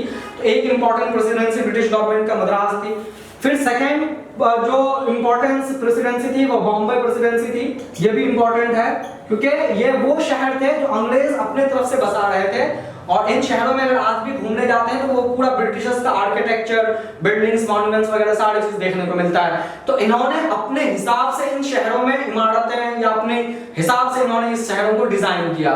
तो 3 इंपॉर्टेंट थे, बॉम्बे, मद्रास, और सबसे इंपॉर्टेंट जो था वो कलकत्ता था। कलकत्ता बेसिकली 2 बात के लिए मशहूर था। कलकत्ता तो ब्रिटिशर्स का तीसरा प्रोविंसेस भी था, प्रेसिडेंसी भी था, और साथ में जब ईस्ट इंडिया कंपनी या ब्रिटिशर्स आए तो जो पहली कैपिटल बना, या पहला जो राजधानी बनाई गई वो कलकत्ता ही बनाया गया था, और कलकत्ता में ही सब चीजें हो रही थी। और कलकत्ता उस वक्त ब्रिटिश गवर्नमेंट का पॉलिटिकल जो है वो कैपिटल था, ठीक है। लेकिन 1911 में क्या चीजें हुई कि कलकत्ता से राजधानी को शिफ्ट कर दिया गया न्यू दिल्ली। ये अहम बात है।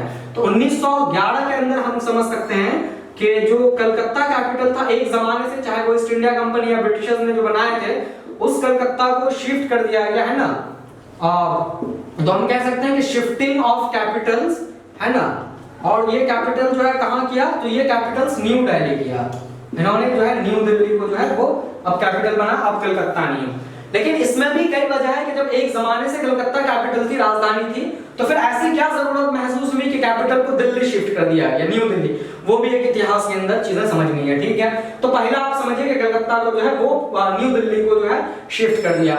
इस पूरे न्यू दिल्ली को काफी सजाया गया क्योंकि जाहिर सी बात है अंग्रेजों की कैपिटल थी, और इसको जो है बहुत अच्छे से इसका डिजाइन किया इन्होंने, है ना।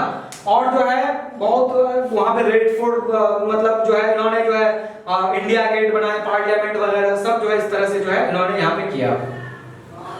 एक वजह यह है कि जैसे मान लीजिए कि शिफ्ट क्यों किया गया, शिफ्ट इसलिए किया गया कि 1911 में एक और इवेंट्स यहाँ पे जो है वो देखने को मिला। वो ये मिला कि एक किंग है जिनका नाम है किंग जॉर्ज 5। क्या नाम है? किंग जॉर्ज 5, है ना।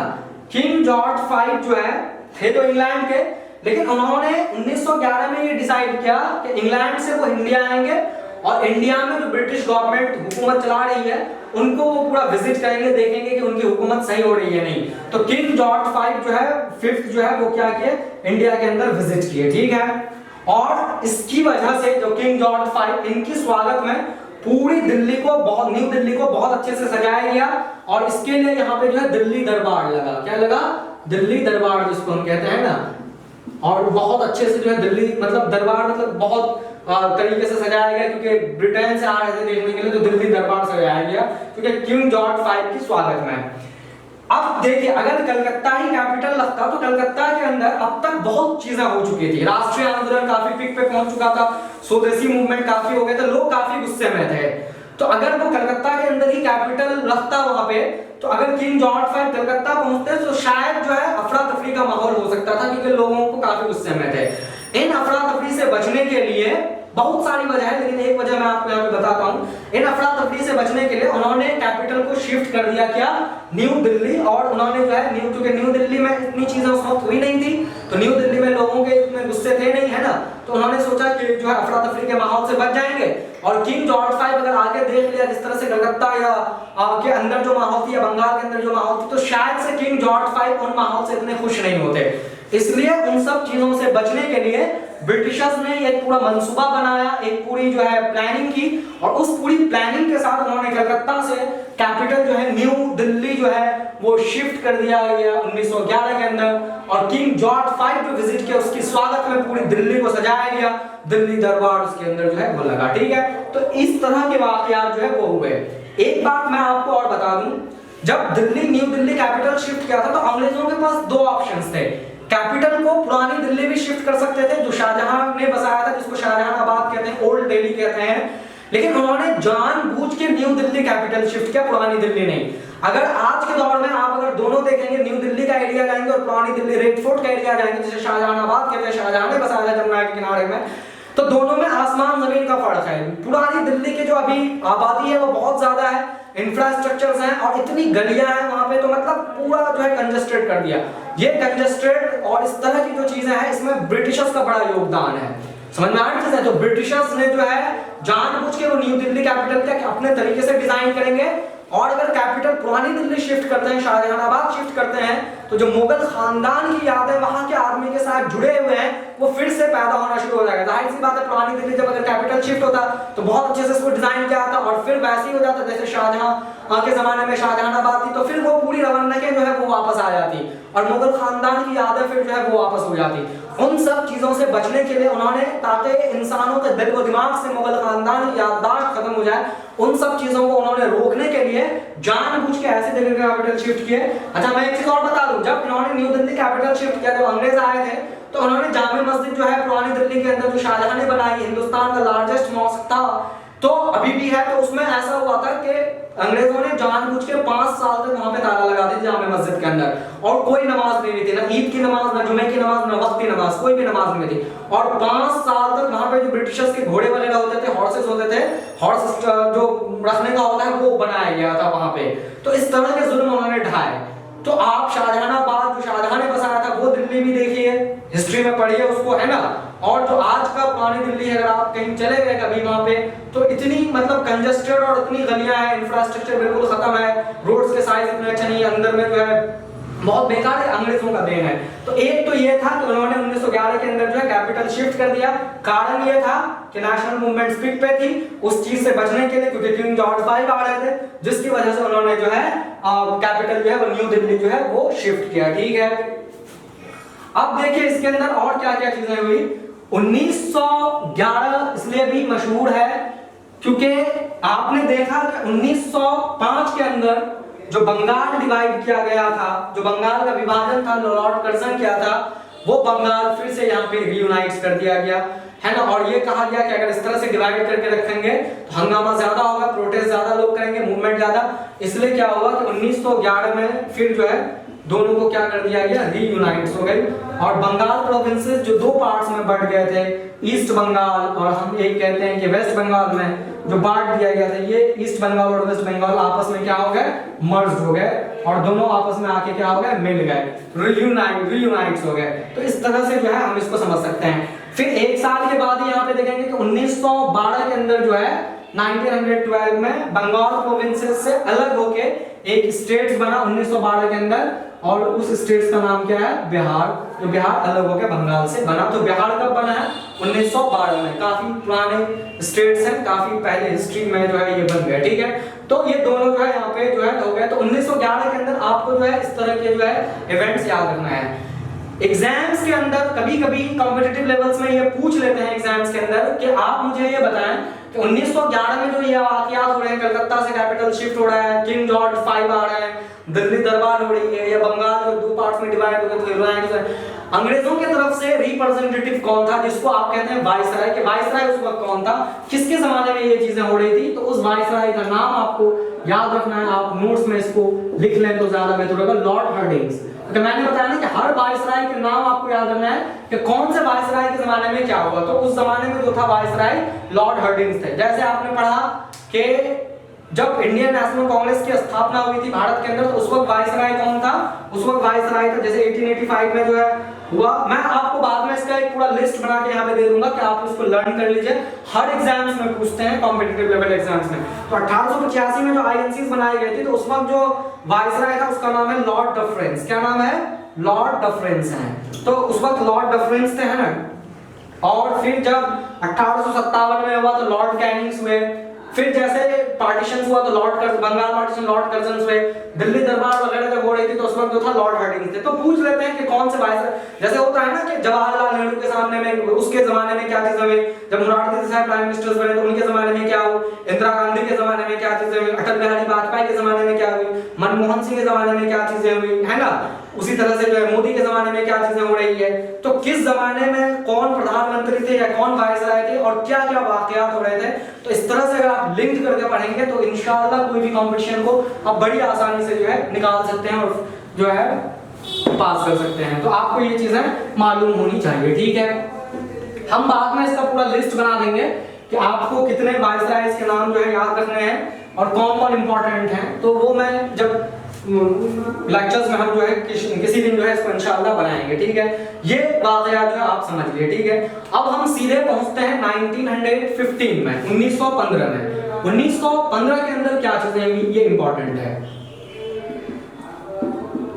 अच्छा, 1912 के अंदर जैसे आपने देखा कि हिंदू जो है बिहार एक स्टेट बना, और 1913 में आपने देखा था, मैं इससे पहले लिखा था कि रविंद्रनाथ टैगोर को जो है वो नोबेल प्राइज मिला लिटरेचर के अंदर। 1912-13 के अंदर भी जो है इंडिया के अंदर बड़े होम रूल्स मूवमेंट शुरू हुए। होम रूल्स मूवमेंट का ये मतलब होता है कि हमें घर की हुकूमत चाहिए, हमें बाहर की हुकूमत एक्सेप्ट नहीं है, ब्रिटिशर्स यहाँ से जाए। बाल गंगाधर तिलक वगैरह और भी कई लीडर्स थे। तो 1912 के अंदर होम रूल्स मूवमेंट की शुरुआत हुई, और जो है इस बात पे पूरी तरह से हम मतलब अपना जोर लगा दिए कि होम रूल्स मतलब जो घरेलू हुकूमत हो उसको हम एक्सेप्ट करेंगे, ब्रिटिशर्स हुकूमत को एक्सेप्ट नहीं करेंगे। तो मतलब आप देख रहे हैं कि राष्ट्रीय आंदोलन जो है वो धीरे धीरे अपने हाइट्स पे जो है, अपने उरूज पे जो है पहुंच रही थी, है ना। तो इस तरह से हम इसको समझेंगे। तो अब 1915 के अंदर क्या चीजें हुई आपको यहाँ पे समझना है। 1915 के अंदर जो है एक पार्टी कह लीजिए या एक एसोसिएशन कह लीजिए, उसकी स्थापना हुई जिनका नाम है हिंदू महासभा। एग्जाम्स में ये सवाल पूछते हैं हिंदू महासभा कब बनाया, है ना। हम इसको लिखते हैं कि ये हिंदू महासभा जो है स्थापना हुई, ठीक है। अब देखिए हिंदू महासभा जो बनाया गया इसका क्या ऑब्जेक्टिव था, बेसिकली क्यों बनाया गया थे। आपने सबका ऑब्जेक्टिव्स पढ़ा, आईएनसी का ऑब्जेक्टिव्स पढ़ा, ऑल इंडिया मुस्लिम लीग का मैंने बताया। तो डेट्स याद रखिए, 1915 में हिंदू महासभा। ऑब्जेक्टिव्स क्या थे? ऑब्जेक्टिव्स ये था जिस तरह से मुस्लिम ये चाह रहे थे कि मुस्लिम समाज या सोसाइटी के अंदर सुधार हो या रिफॉर्म हो, है ना, गलत चीजें ना हो और मुस्लिम अपनी जिम्मेदारी को खुद अपने कंधों पे ले, इस तरह की चीजें हिंदू महासभा भी हिंदू सोसाइटी के अंदर कर रहे थे। और जैसा कि मैंने देखा कि कुछ हिंदू लोग एजुकेटेड हो गए थे तो वो सती प्रथा के खिलाफ थे, समझ में आ रही है वीडियो में। लेकिन कुछ हिंदू जो ऑर्थोडॉक्स थे, जो ट्रेडिशनल्स थे, तो वो इसके अपोज कर रहे थे कि हमारी एक ट्रेडिशन से जो एक जमाने से चीजें हो रही है इस पे जो है विभाजन नहीं होना चाहिए, इस पे बंटवारा नहीं होना चाहिए। तो कहने का मतलब है कि जो हिंदू सोसाइटी थी या जो हिंदुइज्म था वहां पे कहीं ना कहीं लोग यूनिटी जो हिंदुइज्म में थी वो कहीं ना कहीं बिखर रही थी। तो हिंदू महासभा का ये था कि जितनी भी हिंदू लोग हैं उन सबको इकट्ठा किया जाए, यूनाइट किया जाए और एक आइडेंटिटी पहचान के तौर पे उन्हें रखा जाए।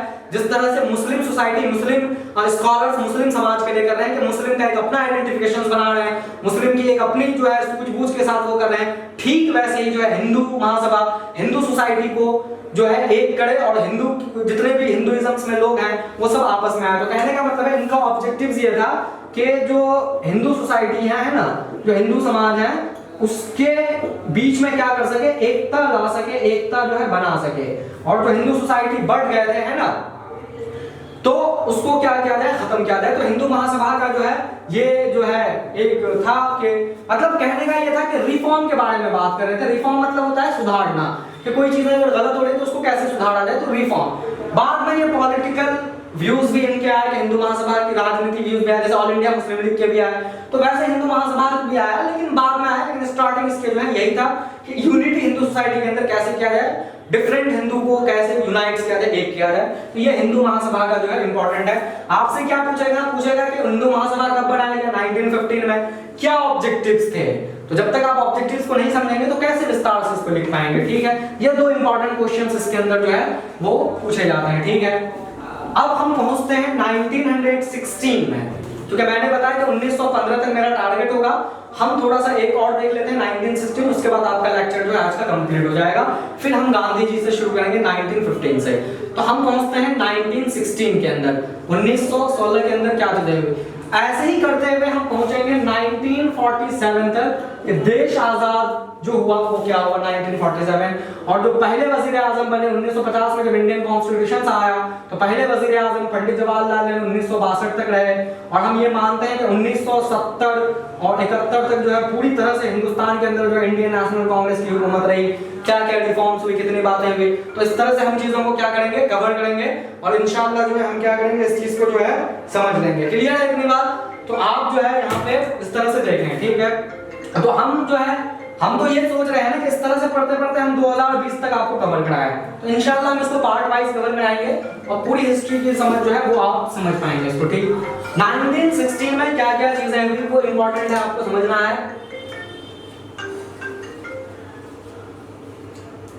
1915 के अंदर क्या क्या चीजें, 16 के अंदर क्या क्या चीजें, देखिए क्या हुआ। 1916 में एक जगह है लखनऊ, आप जानते हैं ना, उत्तर प्रदेश में लखनऊ जो है जगह है, ठीक है। लखनऊ के अंदर एक समझौता हुआ, पैक्ट हुआ, पैक्ट बोलते हैं इसको, हम बोलते हैं लखनऊ पैक्ट। पैक्ट का मतलब होता है अगर कोई विवाद हो गई, प्रॉब्लम्स हो गई, आपस में बैठ के सुलझा लेते हैं, समझौता कर लेते हैं, that is a Lucknow pact, जो कि हिस्टोरिकल पैक्ट है ये, और बहुत ज्यादा इसकी इंपॉर्टेंस है और हमें बहुत अच्छे से इसको समझना है। क्यों, क्या हुआ इसमें? इसमें यह हुआ सर कि जो आईएनसीज थे, इंडियन नेशनल कांग्रेस थे, वो दो पार्ट्स में डिवाइड हो गए थे। जैसे आपने पढ़ा कि बनी तो 1885 में थी, लेकिन 1907 के अंदर आपने देखा था कि ये मॉडरेट और एक्सट्रीमिस्ट में डिवाइड हो गए थे और दो अलग अलग रास्ते पे चले थे, सूरत सेशंस के अंदर जो आपने देखा। तो इंडियन नेशनल कांग्रेस के अंदर जो मॉडरेट्स थे या जो एक्सट्रीमिस्ट थे, है ना, ये दोनों क्या हो गए, आपस में मिल गए, एक साथ काम करने के लिए एक ही मंच पे आ गए, दोनों खड़े हो गए कि हमें तो आजादी चाहिए और अलग अलग रहने से नहीं होगा, हम कुछ हिंसा, जैसे मॉडरेट्स चाह रहे थे कि हिंसा न हो और ये चाह रहे थे कि हिंसा भी कुछ हद तक एक्सेप्टेबल है, तो कुछ हम आपकी चीजों को एक्सेप्ट करेंगे, कुछ आप मेरी चीजों को एक्सेप्ट कीजिए, और हमारी दोनों की जो ऑब्जेक्टिव्स होना चाहिए ये होना चाहिए कि देश को आजादी कैसे मिले। तो जो फूट पड़ी थी या जो अलग अलग रास्ते पे निकले थे 1907 के बाद, वो चीजें यहाँ पे खत्म हो गई और 1916 लखनऊ पैक्ट के अंदर, समझौता के अंदर, दोनों अलग अलग पार्टीज आके यहाँ पे एक मंच में खड़े हो गए। और सबसे अच्छी बात यहाँ पे ये हुई, ऑल इंडिया मुस्लिम लीग जिसकी स्थापना 1906 में हुई थी, जिसमें नवाब सलीमुल्लाह एंड आगा खान कर रहे थे, आप देखे थे ढाका के अंदर जो बनाई गई थी, तो वो एक अलग था, उनका सोसाइटी के ऊपर ज्यादा काम कर रहे थे, मुस्लिम कम्युनिटी के ऊपर। लेकिन अब ये वहां से निकल के बाहर आए, अब देश की आजादी के लिए भी काम कर रहे हैं। तो कहने का मतलब था कि ऑल इंडिया मुस्लिम लीग जो अलग पैमाने पे काम कर रहे थे अब तक, जो सोसाइटीज के लिए काम कर रहे थे, अब ये देश की आजादी के लिए काम कर रहे थे। तो moderate, extremist and all India Muslim league ये सब आके एक बेंच पे जो है क्या हो गए, खड़े हो गए, है ना, एक मंच पे खड़े हो गए। और सबका जो ऑब्जेक्टिव था इस लखनऊ पैक्ट के अंदर ये था कि देश को क्या कराना है, आजादी दिलाना है, देश को इंडिपेंडेंस दिलाना है ना, और हमें जो है क्या करना है, स्वतंत्र होना है, इंडिपेंडेंट होना है। तो इस तरह की जो है भावनाएं शुरू हो गई। कहने का मतलब है कि जो राष्ट्रीय आंदोलन की शुरुआत 1885 में हुई थी, वो अब तक काफी हाइट पे पहुंच चुका है ना, और सारे लोग जो इतने रास्ते को तय करते हुए पहुंचे एक मंजिल पे, और उस मंजिल पे आके सारे लोग यूनाइट हो गए, इकट्ठा हो गए, तो नेशनल मूवमेंट अपने चरम सीमा पे पहुंच गई, है ना, हाइट पे पहुंच गई, उरूज पे पहुंच गया ये। अब क्या होगा सर कि ये चीजें तो हो ही रही है एक तरफ, ये पूरा पॉलिटिकल स्ट्रक्चर जो है मैंने आपको 1885 से 1915-16 तक का समझाया। अब यहाँ पे गांधी जी आएंगे अफ्रीका से, और फिर गांधी जी जो है एक नई चीज यहाँ पे शुरू करेंगे, और फिर नेशनल मूवमेंट जो अपने रूस पे पहुंचा, वहां से जो है हमें आजादी मिली। तो कहने का मतलब है कि जो हमारा नेक्स्ट लेक्चर होगा सर, वो हम महात्मा गांधी पे बनाएंगे कि महात्मा गांधी अभी तक हिंदुस्तान के इतिहास में नहीं है, केवल 1909 के अंदर जो है वो हिंद स्वराज बुक लिखे, है ना।